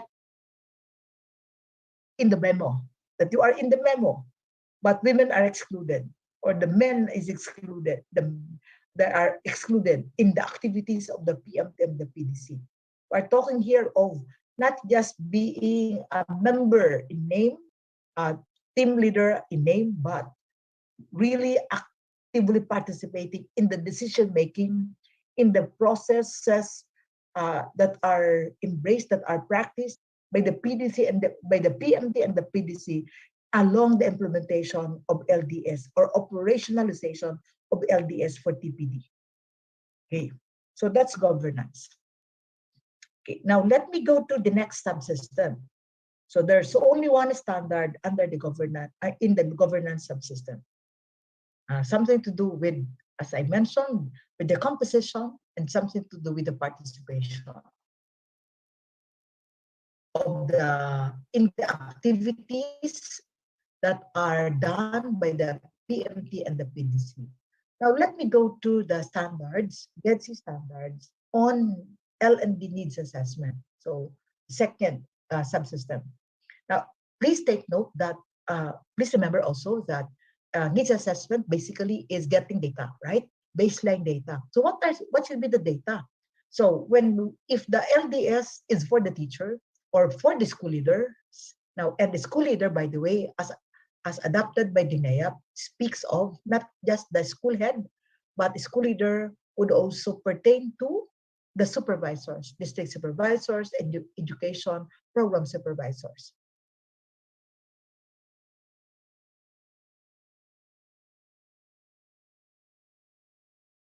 Work-related circumstances.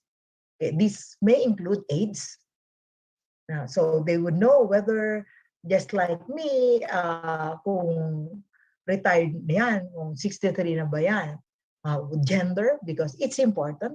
That's really very respectful. So we give accommodations to, because we know that gender does not only mean man, woman, but there are so many more beyond LGBTQ, right?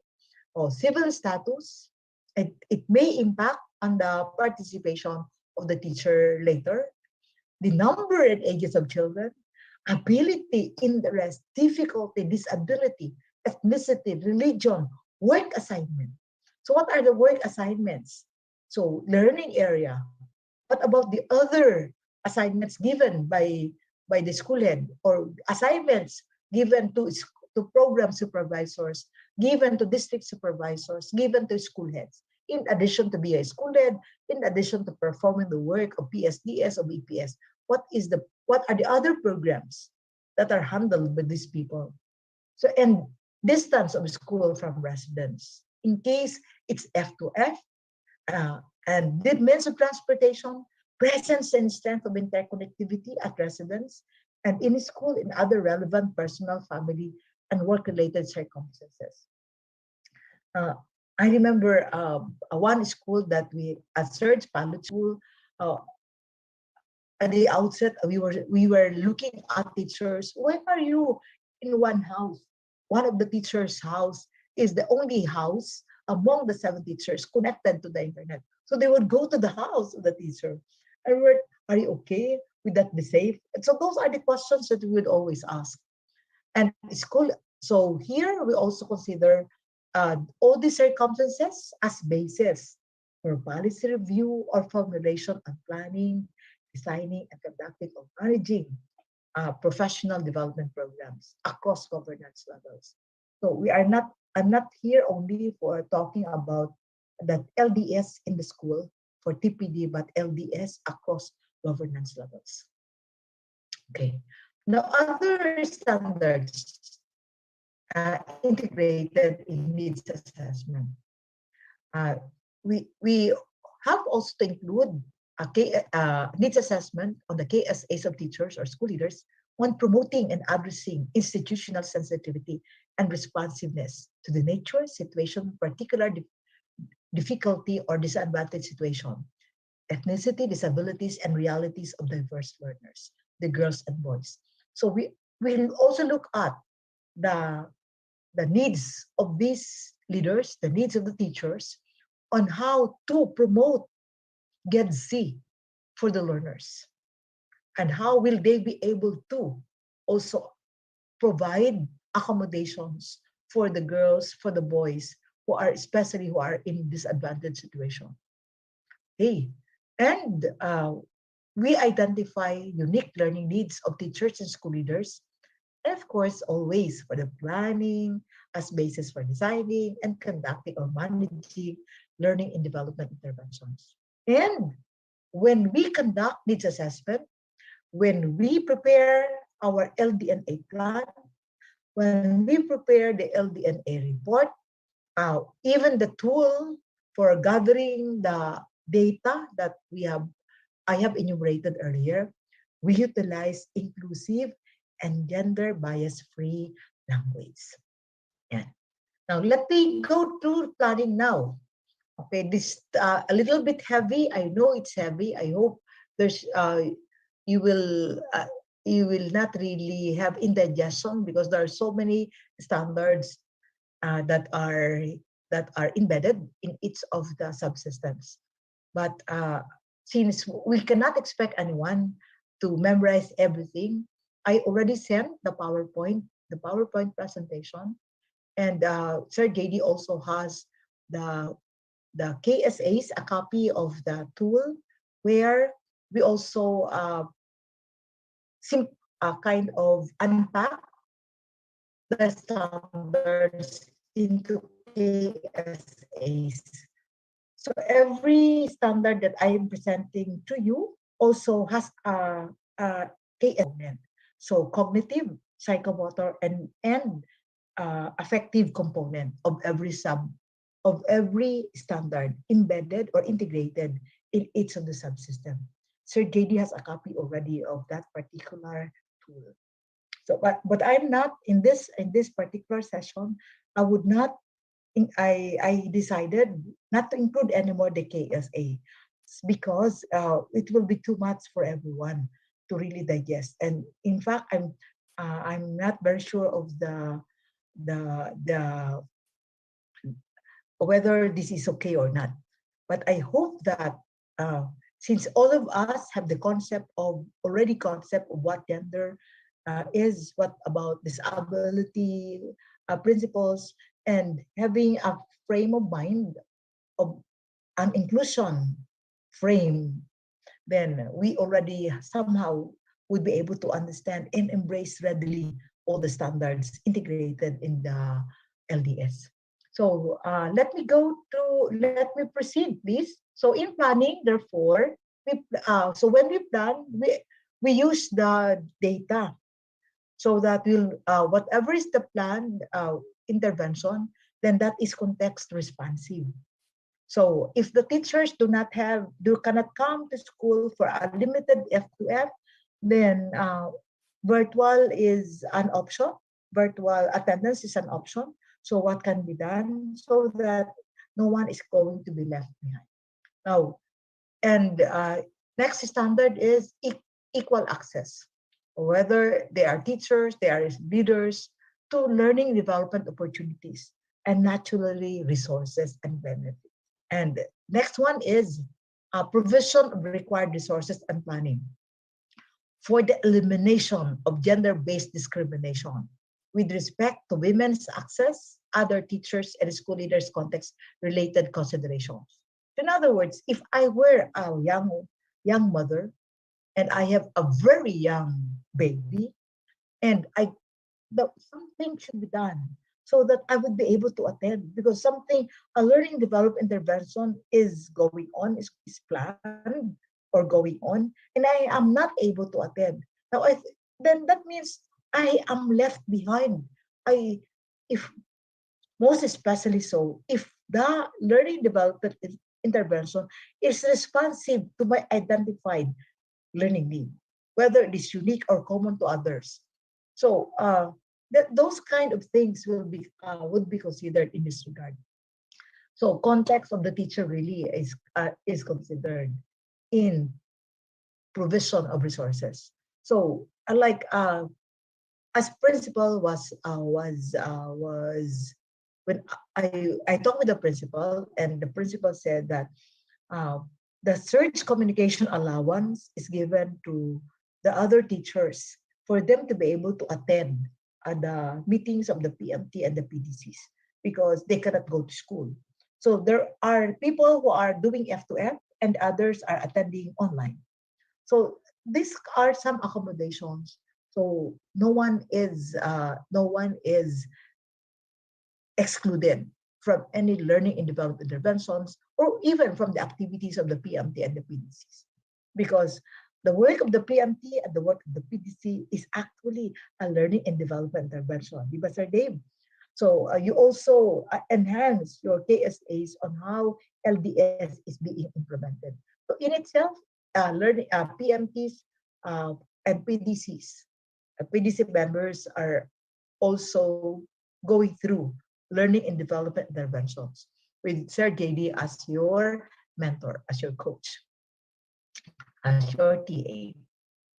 And the other one is, of course, ensure women, okay, empowerment and allowing all the female teachers to make them equal with male teachers in the planning process. Yesterday, I talked with my TPD coach in Legazpi City, and she related to me an experience in Cebu. Alam mo ba, mami, nag-training po kami sa SPED. Tapos, ang kasama ko po lahat, mga supervisor na lalaki. Tapos, ma'am, ako na yung gumawa, ako pa yung magpe-present, hina-high blood po ako. So, parang, bakit? So, there is no equality in the work that they do. So, in like manner, in LDS, we have to make sure that even if you are a male, then you do not expect to be excluded from the work if there are females there who are willing to handle the work. So there should be empowerment of women and equally involving the male in the decision process, in planning process, in developing any outcome. So everybody, so sexless, right? So genderless ang mga ginagawa dapat for LDF, especially in the planning process. Okay, so what about in designing? So when we make a design, we already identified different learning interventions, whether GEL, the seven GEL, and the 7 informal learning and development learning interventions under informal GEL. Then the RDL, the relationship and discussion-based learning, all the 4 of them. Then the LAC, the formal learning, and so many more. So when we design for any of this intervention that is responsive to unique and formal learning needs of the teachers or the school leaders, then again, we consider their age, the gender, the civil status, the ability, the disability, difficulty, and all of the circumstances that we mentioned. And at any rate, you don't have to get this, diba? Meron na kayo dito sa database when you conducted your needs assessment. These are therefore already in your LDNA report. So what we're going to do is refer back to the LDNA report so that when we make the designing, that these circumstances of the target participants are considered in designing a process.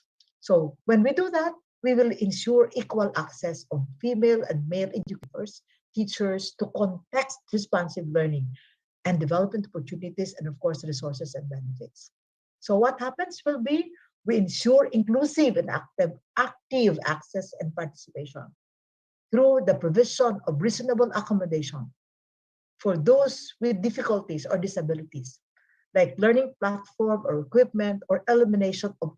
So when we design, we make designs, we have to look into the data of the teachers, the needs, the circumstances, context of the teachers or school leaders.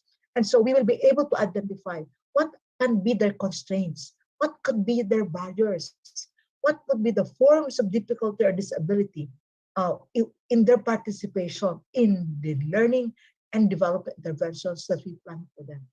Even later on in resource package development, that could also be considered. So with respect to women and other context-related considerations. And again, I like to repeat and repeat because GED-C is in all, that we have to ensure women empowerment by actively involving female teachers, school leaders, and making them equal with male teachers, or male teachers equal to female leaders in the deciding process for learning and development. Ayan. Now, let me go to RPD, or Resource Package Development. Now, this time, since most of our, when we speak of resource package, print or non-print, we'd always have to write something.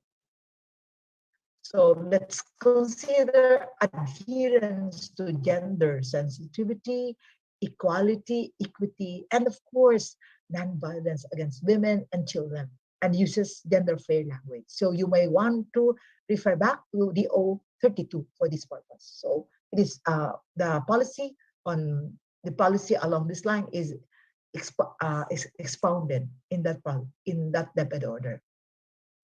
Another one which is also reflective of what is the highlight of DO 51 series of 2014 is getting appropriate permission. So especially so in Region 10, where there are so many, I believe there are also teachers and school leaders who come from different indigenous communities. So let's consider when we develop resource package development, and we would like to contextualize those resources to suit the needs, to suit the context of these people, then we have to seek permission in accordance with the indigenous community protocols, which are all defined in DO 51. So there are standards and attributed meanings in using materials involving aspects of indigenous people's culture. So when we produce publications, when we produce videos and other related materials, when we use outputs of community members, their pictures, their artworks, and before we take pictures or videos or use artifacts or community symbols for learning resource package, what is most important is appropriate permission is obtained. And again, not in accordance to what is the usual for us, but in accordance to their community protocols. As already enumerated, as already explained in DO 51. And of course, learning resource package format is easily customized. So now sometimes we just like the BL resources. Now, when we think that is as meant to, it's to be adapted. So if we've been telling people that you can always adapt, you can always use, but you don't have to adapt the material from finish to end, even the last session guide. But what you can do is contextualize or customize to suit the learning needs and the diversity of target learners, teachers, or school leaders. And that the learning resource package is accessible to target educators. So if like for instance, Sir Dave is saying you can download. What if the teacher is in a place where there's no interconnectivity? What if the school where the teacher is assigned does not have connectivity? So those considerations, do we give a printed copy of the material instead? So the learning resource package format can be customized to suit the need and respond to the diversity of the target teachers or the target learners. So that could mean it should really be accessible. So think of no one is left behind in terms of accessing the resource package that you have prepared, whether it is a locked session guide, whether even if it is the design, the learning resource package, or the handouts that will be given, the PowerPoint or the slides, the presentation slides, if these are the handouts that will be given. So whatever is the resource package, hopefully no one such material. Now let's go to delivery. And I believe you have gone through all the subsystems. You have operationalized all the subsystems. Now let me go to the first standard, integrated. Again and again, I'm saying in delivery, we have to consider no teacher, no educator, no target learner is left behind in terms of access, in terms of participation in the approved learning modality. So if the learning modality is F2F or virtual, so hopefully each of the target will be able to participate actively. So again, that would mean looking into the LDNA report, the circumstances, the location, the conditions of the teachers, especially of the teachers or school leaders in the disadvantaged areas or difficult circumstances. So remember the story that I gave you a while ago, where the teacher is giving on activities which should use internet. So in like manner, the learning and delivery platform to be accessible can also consider different platforms. And the outputs that can be assigned, the workplace application plan, whatever is the output that is asked of the teacher, may also be suited to the context. In other words, consider also the context. So what if the outputs should be delivered, should be done, completed, using and submitted using online, when in fact the teacher is work from home, it's because MDL, once in a while he goes to school to deliver or to retrieve the learning modules and the LAS, the activity sheets, but then he doesn't really have access at home. So are there any possibilities for the teacher to be able to submit hard copies? And all these things should be considered. Okay, so if the teacher or the target learner, the target participant of the learning intervention is blind, has difficulty, like in the F2F, before at the central office, there was no elevator. What if the meeting is on the second floor, third floor, or the fifth floor of the building, and the venue is even at the second floor. But the participant of the meeting cannot really walk. He is using crutches or all these things. So we have to provide accommodation, and we have to make sure that the barrier that we have already early on identified should also be eliminated. So we will remove that barrier. So if it is an F2, an in-person and learning and development intervention, and there is one who cannot physically access, then where should be the venue so everybody can access? Now, if it is virtual, so what other things can you do so that everyone will be able to access the virtual and learning and development intervention? So many things should really be done. So hindi pwede na target mo 100 pero hindi mo nakita kung asan yung nakita mo yung 20 na hindi mo nakita yung 70. Or nakita mo yung 70, hindi mo nakita yung 30. Whatever is the number, consider no target learner, no target teacher, no target education leader should be left. So those reasonable accommodations should be considered, should be provided, and that the constraints, the barriers, and should be identified in the designing phase so that when you deliver, the constraints are not there anymore. The barriers can be addressed or are already addressed. And of course, there is no gender-based discrimination with respect to women's access and participation. Okay. And we know that in any learning and delivery intervention, whether it is job-embedded learning, whether it is relationship and discussion-based learning, whether it is lack or formal learning, there's always a pre, during, and post-implementation activities.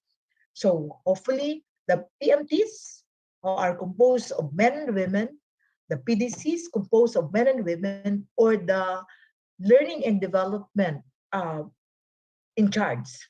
If you have created different structures for the lab, for the formal training, then hopefully the women are made equal to male. So all of them are equal in participating in the pre, during, and post implementation activities. And hopefully we promote to the language of the facilitator, the language of the staff, the training staff, the language of the LAC facilitator, the language of the coach, the language of the mentor, the language of the person doing job shadowing. All of these is gender sensitive.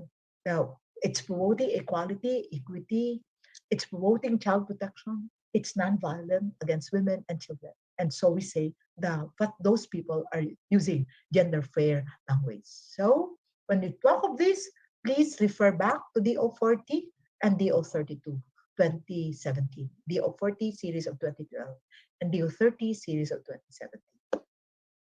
And you can also read further DO21 series of 2019. This is the Bible, right, of the K-12, of the teachers, of all of us at basic education, that we ensure that educators and intervention implementers will maintain an inclusive atmosphere and promote respect at all times. That I would like to emphasize. Inclusive, and there is respect among the learners, among the target participants of the learning and development interventions, among all of them, while attending to any learning and development interventions, there is respect, and there's respect between the participants and also the facilitator, because that is part of our, not part of our culture. It's really part of our culture, even if if it is not part of the standard embedded in learning and delivery. That's very Filipino, right? That we promote inclusive atmosphere, that no one is left behind in terms of participation. Just like I was saying you can use the chat box. Please use the chat box for your answer.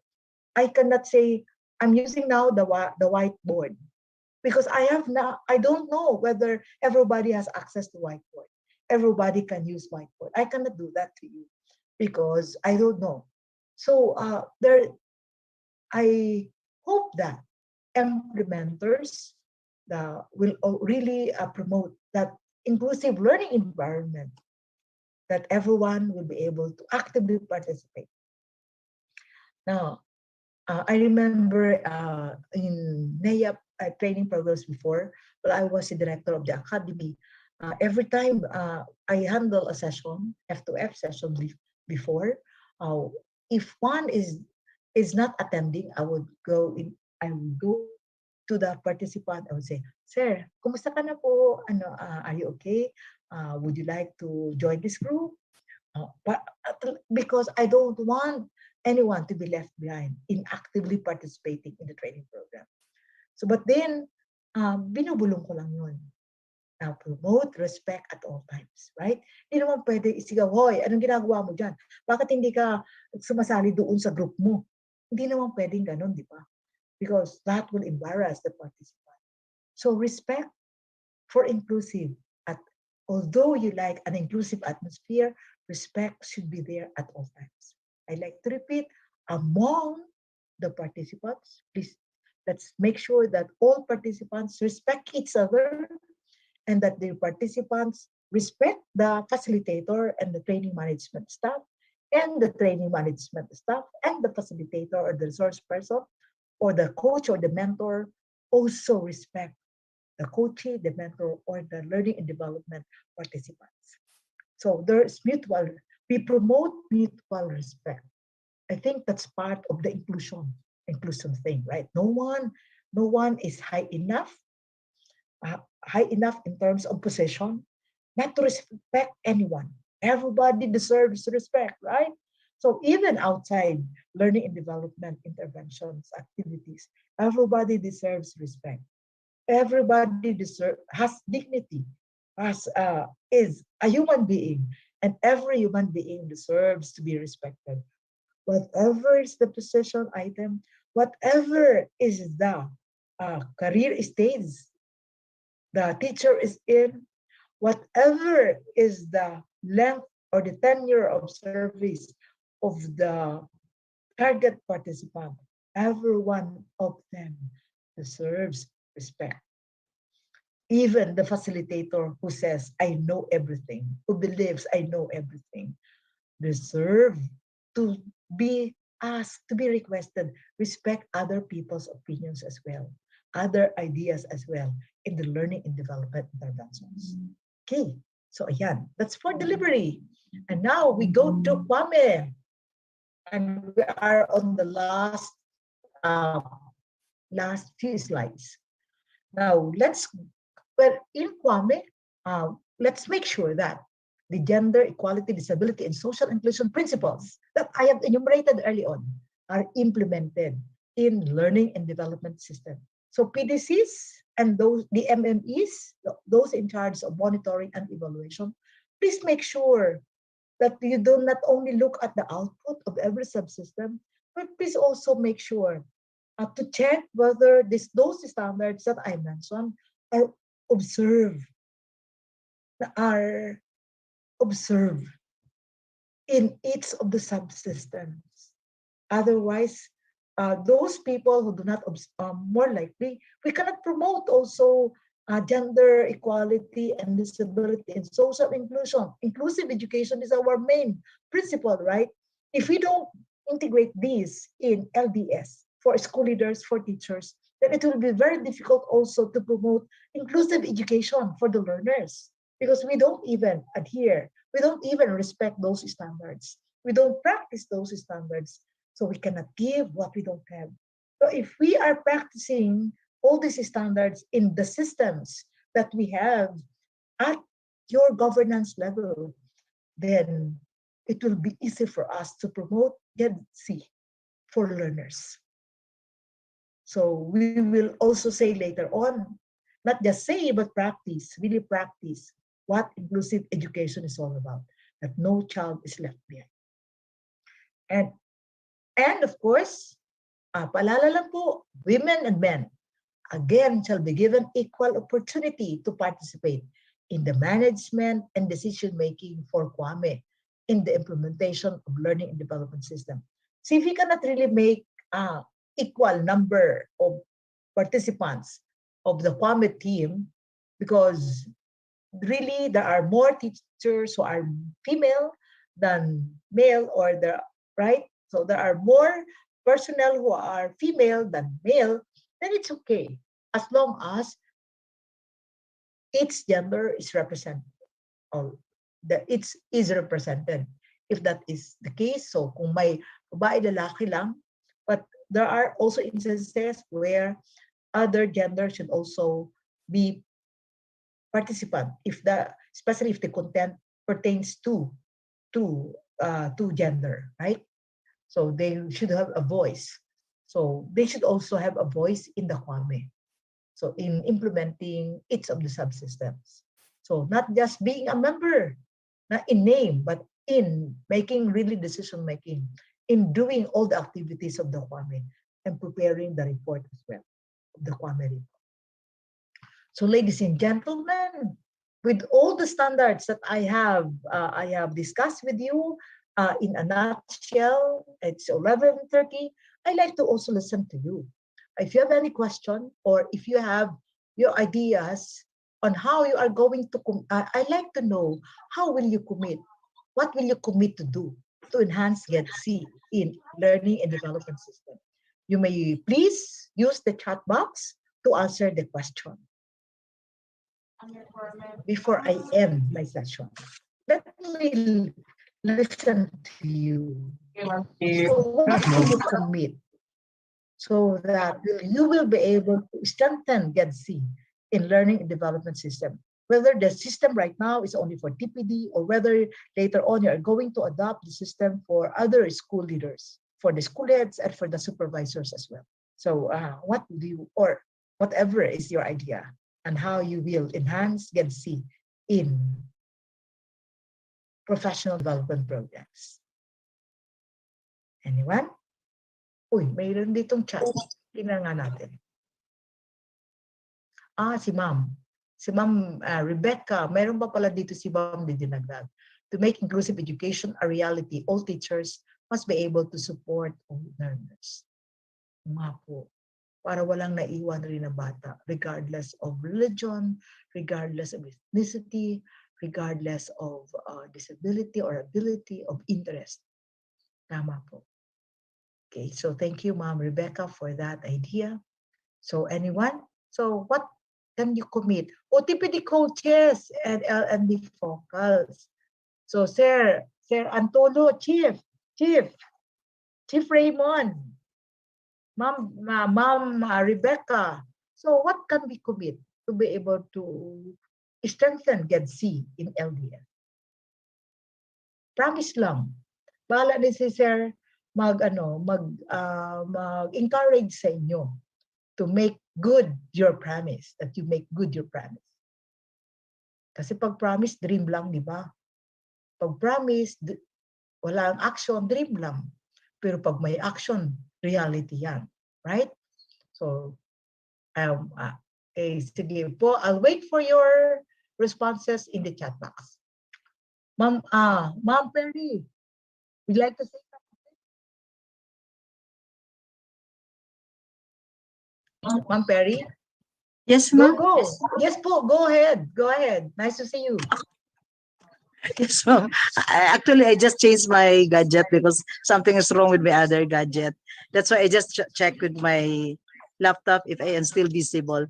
Well, I will just call me, then I'll try also to commit myself to enhance the GED-C in L&D, especially that I am in the curriculum and learning management division.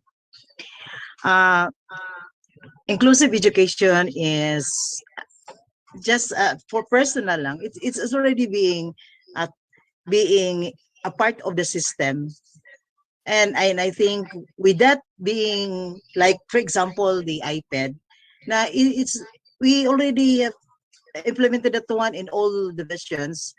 We have 9 tribal groups in the region, and we have increased our numbers of the madrasa and as well as the iPad. With that, it's just an indication that we already committed to enhance more the JEDC in the learning and development, and being in the curriculum also. It must be that integrating JEDC in all our activities, it must be a practice to everyone. And we are doing it already, especially that our in charge also of the GAD is very active. So papasok rin doon si JEDC sa kanyang mga activity. So Ma'am Lorne, we really miss you, our former USEC, and I'm happy looking at you na bumabata habang nagre-retire. So, a blessing really. And to you, Ma'am, we will have to continue to deliver our services with the integration of JEDC in all our learning and development system. Yeah. Thank you, Ma'am Perry. And I'm happy that you have sustained the work that the CLMD must do because of you. So your leadership really counts a lot. So a leader is always it has always these very important tasks. On top of your technical know-how, you have to encourage and inspire and encourage. Those are 2 big roles for all our people to make sure that inclusive ed is not just a principle that is said, that is stated, that inclusive education is really practiced, is part of the culture of every office. Thank you, Ma'am Perry, that you are not only looking into inclusive education as SPED, but you are looking into inclusive education as making sure that no child is left behind, and that all these principles are also integrated in other systems of the region. Sorry. Thank you po, Miss Ren.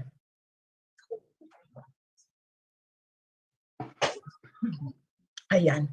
Pero personally, I'm really happy to tell you po all, to inform you that when I was asked by Miss Lane, because I was happily doing gardening in Sorsogon City after I retired and teaching for free at the local seminary and doing other things like I organized RAP Reading Association of the Philippines in Sorsogon City, and I was doing a lot of work for iCare Batang Pinoy. Then Ma'am Dane said, Ma'am Lawrence, sama ka sa akin. Ano yan? This is for teacher professional development, and you have a heart for inclusion. You might, so sabi ko, sige, sali po ako. Okay lang po yan sa atin. Because I love what you are doing right now. So right now I'm happy with Sir JD and with Miss Lane, with Miss Rita, and all the other doing all of this LDS and 40PD and everything about the other things that we do.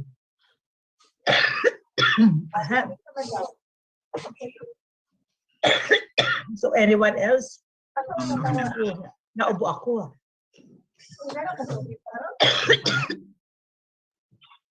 Okay. Ma'am Lorna. And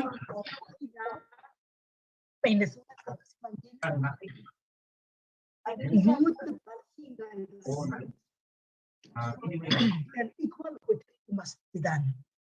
It might not be equal, you might consider equity as well. And please, Ma'am Gina, thank you so much for saying prioritize GEDC in LND. Thank you. Ma'am Rebecca also said, my commitment is this, to give all teachers the same chance in the selection of scholarships, unless there is a specific requirement from the sponsoring agency or agencies. Thank you so much. So that we make scholarships at the DepED, government scholarships available for those who may qualify. Maraming salamat. Ma'am Rebecca, for doing this. Because if you say that and you commit to do that, then we are removing another one barrier to access of scholarships intended for the DepEd officials and teachers. Thank you po. Anything else po? Sir Dave? And Ma'am Lorna, yes po. Raymond here. Hi. Yes, Ma'am Lord. Sir Raymond, go. Yeah, Sir yes, Raymond, go. So on our commitment of HRDD, actually we are already or practicing the level 2 maturity of prime HRM, no? And one of the policies of Wow. prime HRM is the EOP, or the equal opportunity policy. Therefore, across the HR systems, L&D system, performance management system, rewards and recognition system, and recruitment, selection, placement system, across of it, we observe equal opportunity. And therefore, this is similar with the JEDC. The principles of JEDC, we have similar with the equal opportunity policy of this primary. I think our commitment, particularly on the L&D system. So what you have said is really adhere to. We really very sensitive to the needs of our participants, especially if we're going to conduct virtual training, that we ensure that everyone has all the chance. Right now, we have our participants on FB because we cannot accommodate here because it's limited, but we want to let them have access to listen and to hear our message for this morning. So that's why they can access through FB live stream. Thank you. Saludo po ako sa inyong mga ginagawa, Sir Chief. And I'm happy also that NAYAP in the different regions are really functioning. Yan, ang galing po, ang galing. So thank you so much for that expression of commitment. So I also like to say congratulations na level 2 na po pala kayo sa HRM. So thank you. And congratulations also not to all of you, to the team ng HRDD, and of course to ARD-BIC and also RD Bayukot. So thank you so much for those achievements, because those achievements, those things that you do would really benefit not only the people at the RO, but eventually will trickle down to benefit the learners. So maraming salamat. Thank you very much, Ma'am. So parang hindi na ako Yusek yung sinasabi ko yun. Parang feel ko, educator pa rin ako. And I am saying I am. And Ma'am Gagas also said here that my commitment is to make the M&E, the monitoring and evaluation, useful to all the program holders and top management for effective adjustment. I remember along this line, I like to say, we monitor, we get data. We evaluate, we get data. And afterwards, we present the monitoring data, we present the evaluation data. The other next step that we have to consider is making or using those data. So first we analyze, and analysis should really be in-depth. We analyze the data, and the next best thing that could happen to the data would of course be use the data of the M&E data to make sure that all the results are used to enhance the learning and development system, to enhance the system, whatever is the system that's monitored or that is evaluated. So yun po. So maraming salamat po sa inyong mga expressions of commitment. Thank you so much. And so I like to say, keep safe, stay well, God bless, move on with so much love in your heart. Maraming salamat po, Sir JD.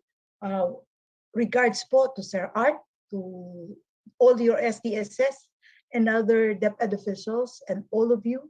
Thank you so much and God bless. Thank you, Ma'am Lords. Thank you po. Happy to share. Again, maraming salamat po. That was Miss Lorna Digdino, Education Specialist of the SERG project. On behalf po of DepEd Region 10, we are very much grateful po for your presence today and for sharing these back-to-back sessions. Ibang level po kayo, Miss Lorna. Thank you for gracing this activity and of course for saying yes to DepEd Region 10. Alam namin na you have a very busy schedule, but again, thank you so much for saying yes and for always supporting DepEd Region 10. So now that we've heard from Ma'am Lorna, now it's time for our audience and our participants to ask. At this point, we shall now open the virtual platform for the open forum. So if you have questions, and to also better facilitate our Q&A this morning, we would like to ask our participants to type in your questions po on that chat box or sa ating comment section if you're on Facebook. And we shall be reading those questions so that our speaker, Ms. Lorna, or anyone from the technical working group from DepEd Region 10 can address and answer these questions. I think we still have time. So siguro mga 5 minutes for the Q&A. I'll also check po on Facebook if ever there are questions. So sabi po ni Ma'am Imelda Sundad, I think this has something to do with the talk kanina on GED-C. Consider individual differences daw. Okay, thank you, Ma'am Imelda, for sharing. So siguro kahit mga sharings din po or insights or not just questions, you can also ask them on our comment section or chat box. Okay. There's a question here from Lori Yagas. The question is, are there contextualized M&E tools relative to this project suggested by SERG? Can anyone, Ma'am Lorna, Sir JB can answer. Ma'am Llagas, are we talking here of the GED-C standards? Yes po. Yes. Yes po. We already have a tool on a survey instrument actually on the level of awareness and practice. So remember a while ago I gave you the continuum from the two transformers. You already have a tool for that survey instrument to determine where the organization is, whether the organization is at the exploitative stage or unaware, or sensitive or transformative. And as regards the standards integrated in the LDS in each of the subsystems, we also have a survey tool for that. So that's one. And the other thing that I also like to share is all these standards have already been unpacked. Each of the standards have been unpacked, just like the DepED. Remember the DepED, we have each standard of the PPST was unpacked for, so we have the KSA. So in other words, we have the cognitive aspect of the standard, the skill and the affective domain of the standard. We did the same for the standards of the GED-C. So we have the cognitive aspect, the psychomotor aspect, and the affective aspect of all the standards I mentioned in each of the subsystems. We already have a tool for that. So as I mentioned, we are using this first to CO, to NAIAP Central Office. So soon we are going to administer using COBO, the instrument, because we transferred the word instrument to COBO, and this will be administered first for pilot testing with BHROD. Then after which we will analyze the results of the pilot testing, and we will use this instrument for the administration.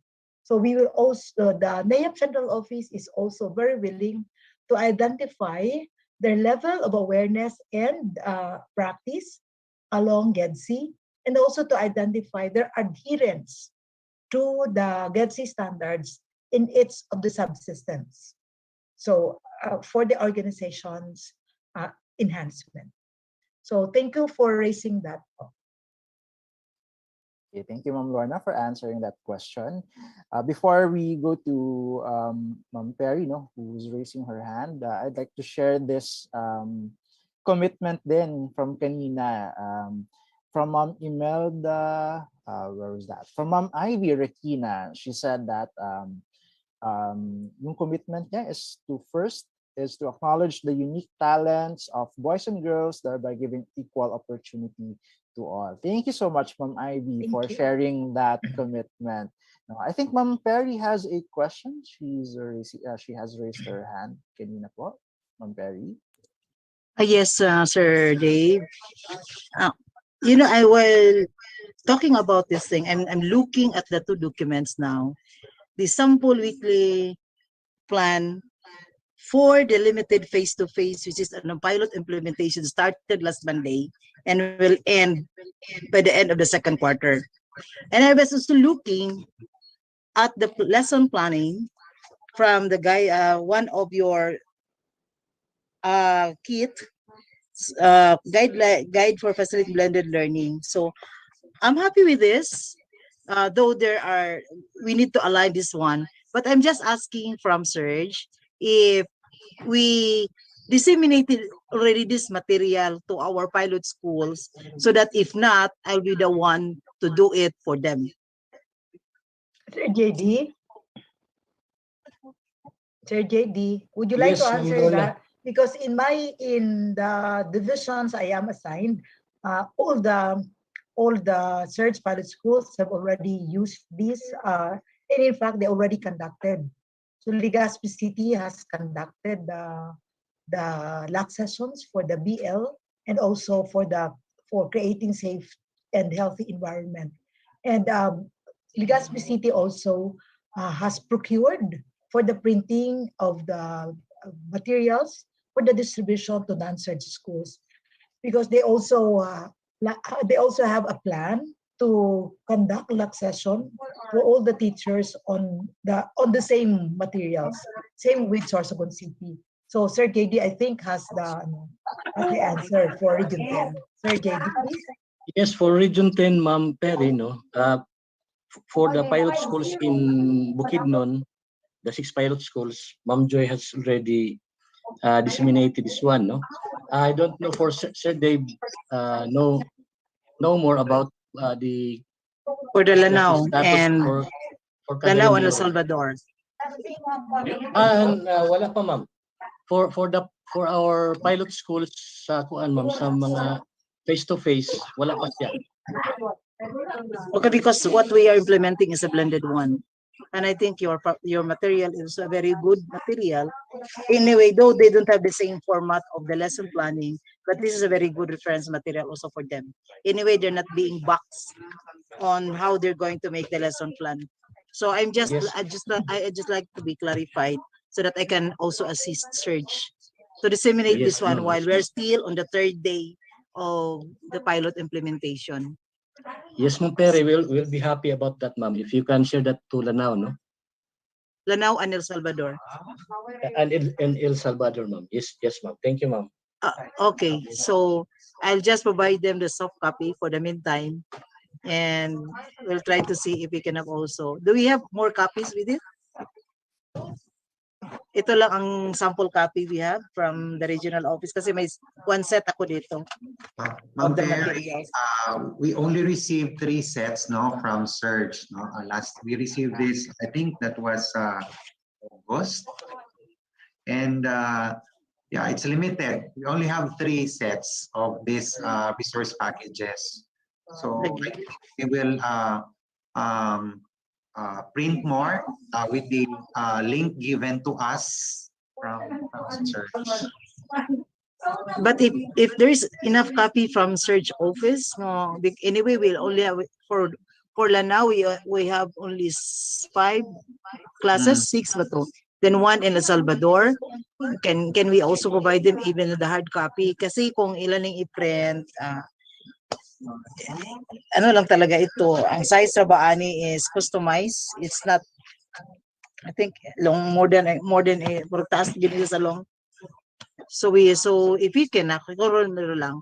But if we're going to provide them, so for the meantime, yun lang muna yung sa Google Drive na given to us, posted by Sir Dave.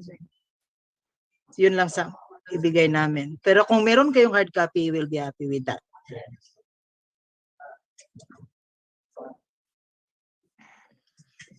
Sige po. So as mentioned po, Ma'am Perry, here in the chat box, Sir Dave said that materials have been distributed to the 6 pilot schools in SDO, CDO, only for the 6 pilot schools. And I think Sir JD sa Bukidnon, ganun din po, di ba? Sir JD? We don't have approved, we don't have CDO for the meantime. Yung na-piloted, do you have 6 pero hindi siya na-qualify for the final list. So what we have is from Lanao, El Salvador, and Bukidnon. But we are expanding, we are expanding, so it might be na maano na sila. They will be part of the pilot implementation of the 6 pilot schools. So okay na yan. Pero we're asking for kung meron sana tayong right now so that we can send it to Malaybalay, to Lanao and El Salvador, copies for the schools para it's a very good material for them as their guide material and reference material in lesson planning and of course in their LAC session. Pero importante ngayon ang lesson planning. They have a very good inputs here, and I think they can add this one in their own lesson planning also. Sir JD, would you like to say something before I go? Regarding that request, Ma'am Perry, no? Actually, wala tay copy karon nga extra ni Ana, no? So, ang matabog yun ni Ana, will ask SERG, Save the Children sa Manila, kung naapa sila yung copy, no? But at sa Region 10, na-distribute na nato tanan ang copies, no? But meantime, Ma'am Perry, no, you can use the link. Meantime lang, no.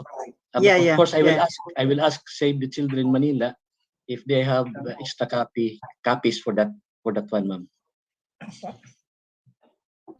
Maganda kasi pagka-package, so baka lalo silang they're going to use pag nakita nila ang pagka-package. Iba kasi yung soft copy.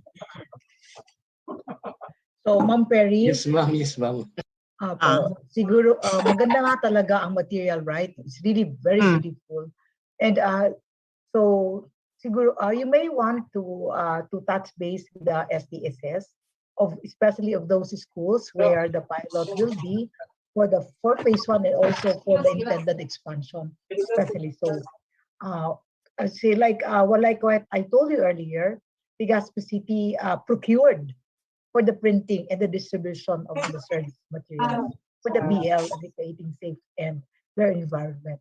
So it may the SDS might know whether there is extra fund that can also be used for this purpose. I do not know. You may want to ask them. Also. Anyway, I'm going to post this one to the group para I'll advise the CID chiefs of Lanao and CID. If they have extra fund, then they can use the one for printing. But for the meantime, I will just provide them the soft copy. Yes, po. Thank you, ma'am.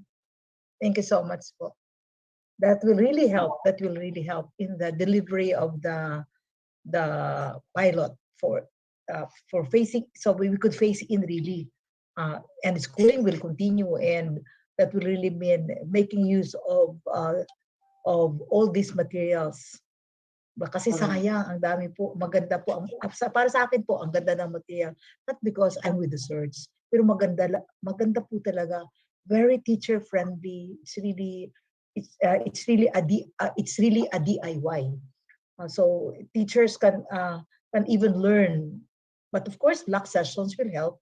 But the instructions, which are simply stated and logically arranged, can really help the teacher follow the instruction themselves.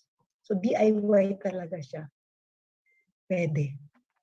So thank you po, Ma'am Perry, for being on top of that. Sige po. Lorna. Thank you so much. Yes, go ahead, Sir Raymond. Yeah, and my impression of these packages, Ma'am Lorna, is really I'm impressed. No, that's why we really push this, that there would be an orientation, so that it would be beneficial to our pilot. No, and since there are proposal that there's an expansion of this, mas maganda pa na magamit ito, no? Because it's user friendly and maganda yung material talaga, no? So in terms of substance, ang ganda talaga. Sir Announcer, tawagan ng tako. Yeah, sige po, sir. So, kayo na lang po ang bahala mag-work together with the CLMD.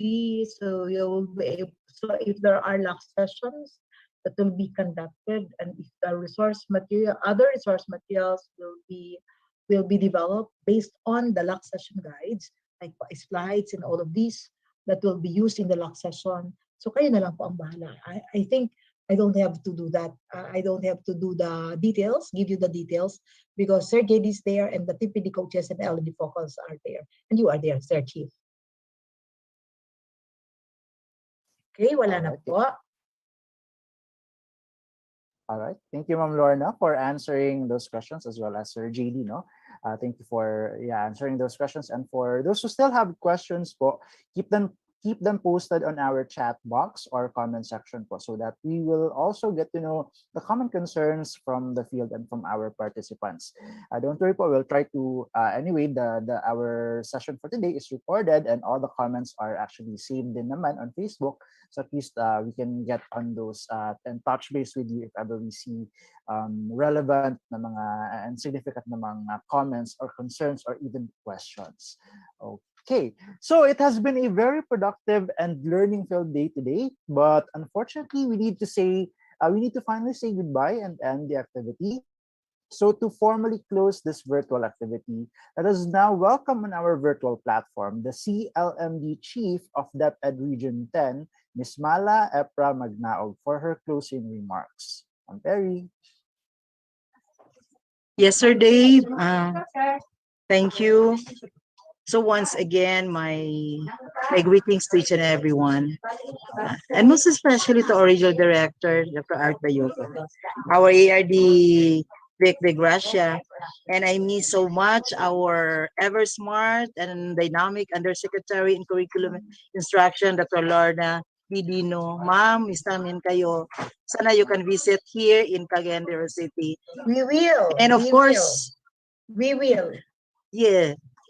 Malapit na kaming mag-graduate sa COVID. Then, of course, to our SERG partners, led by Sir JD, or Sir Dave, rather, and of course, the team here in the regional office. My colleagues in the regional office, some of our supervisors joined us, and of course, our partners in the schools division offices. First and foremost, on behalf of our director, Dr. Arturo Bibayuco, would like to express our appreciation for the assistance from the SERG project, a collaborative project of the Australian Aid, Save the Children, and DepED for their valuable contribution to our response to the educational crisis brought by the pandemic. My deepest gratitude goes to all who joined the department to ensure that education must continue.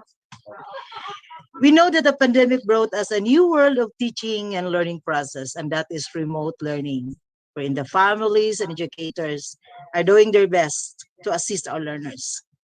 In our struggle to deliver distance learning, one of the most challenging demands is how to deliver effectively our educational services. That learning took place in the safety of their homes, and the teachers are there in their side, also of their classrooms, of their homes. So we were all surprised by this pandemic, and we got short on the materials.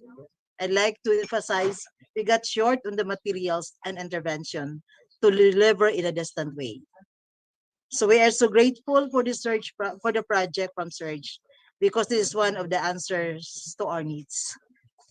We highly appreciate that DepED Region 10, with the assistance of the SERG, didn't let the chaos of this pandemic ruin our lives, our love for assisting our teachers, and our love and our learners' love for learning. With SERG, we find ways to be an effective, attentive visual leader and amidst the madness happening around the world. We guided our teachers, helped the kids in the age of the coronavirus by being available, communicative, and by supplying education that matters. We highly appreciate the presence, your presence today, especially our partners in the SDOs. Would like to tell you that we have a very good material from SERG. Please grab a copy of these materials. They posted that one, so pwede na lahat makakuha. And bring it, of course, to the schools and ensure that it will be delivered to our learners.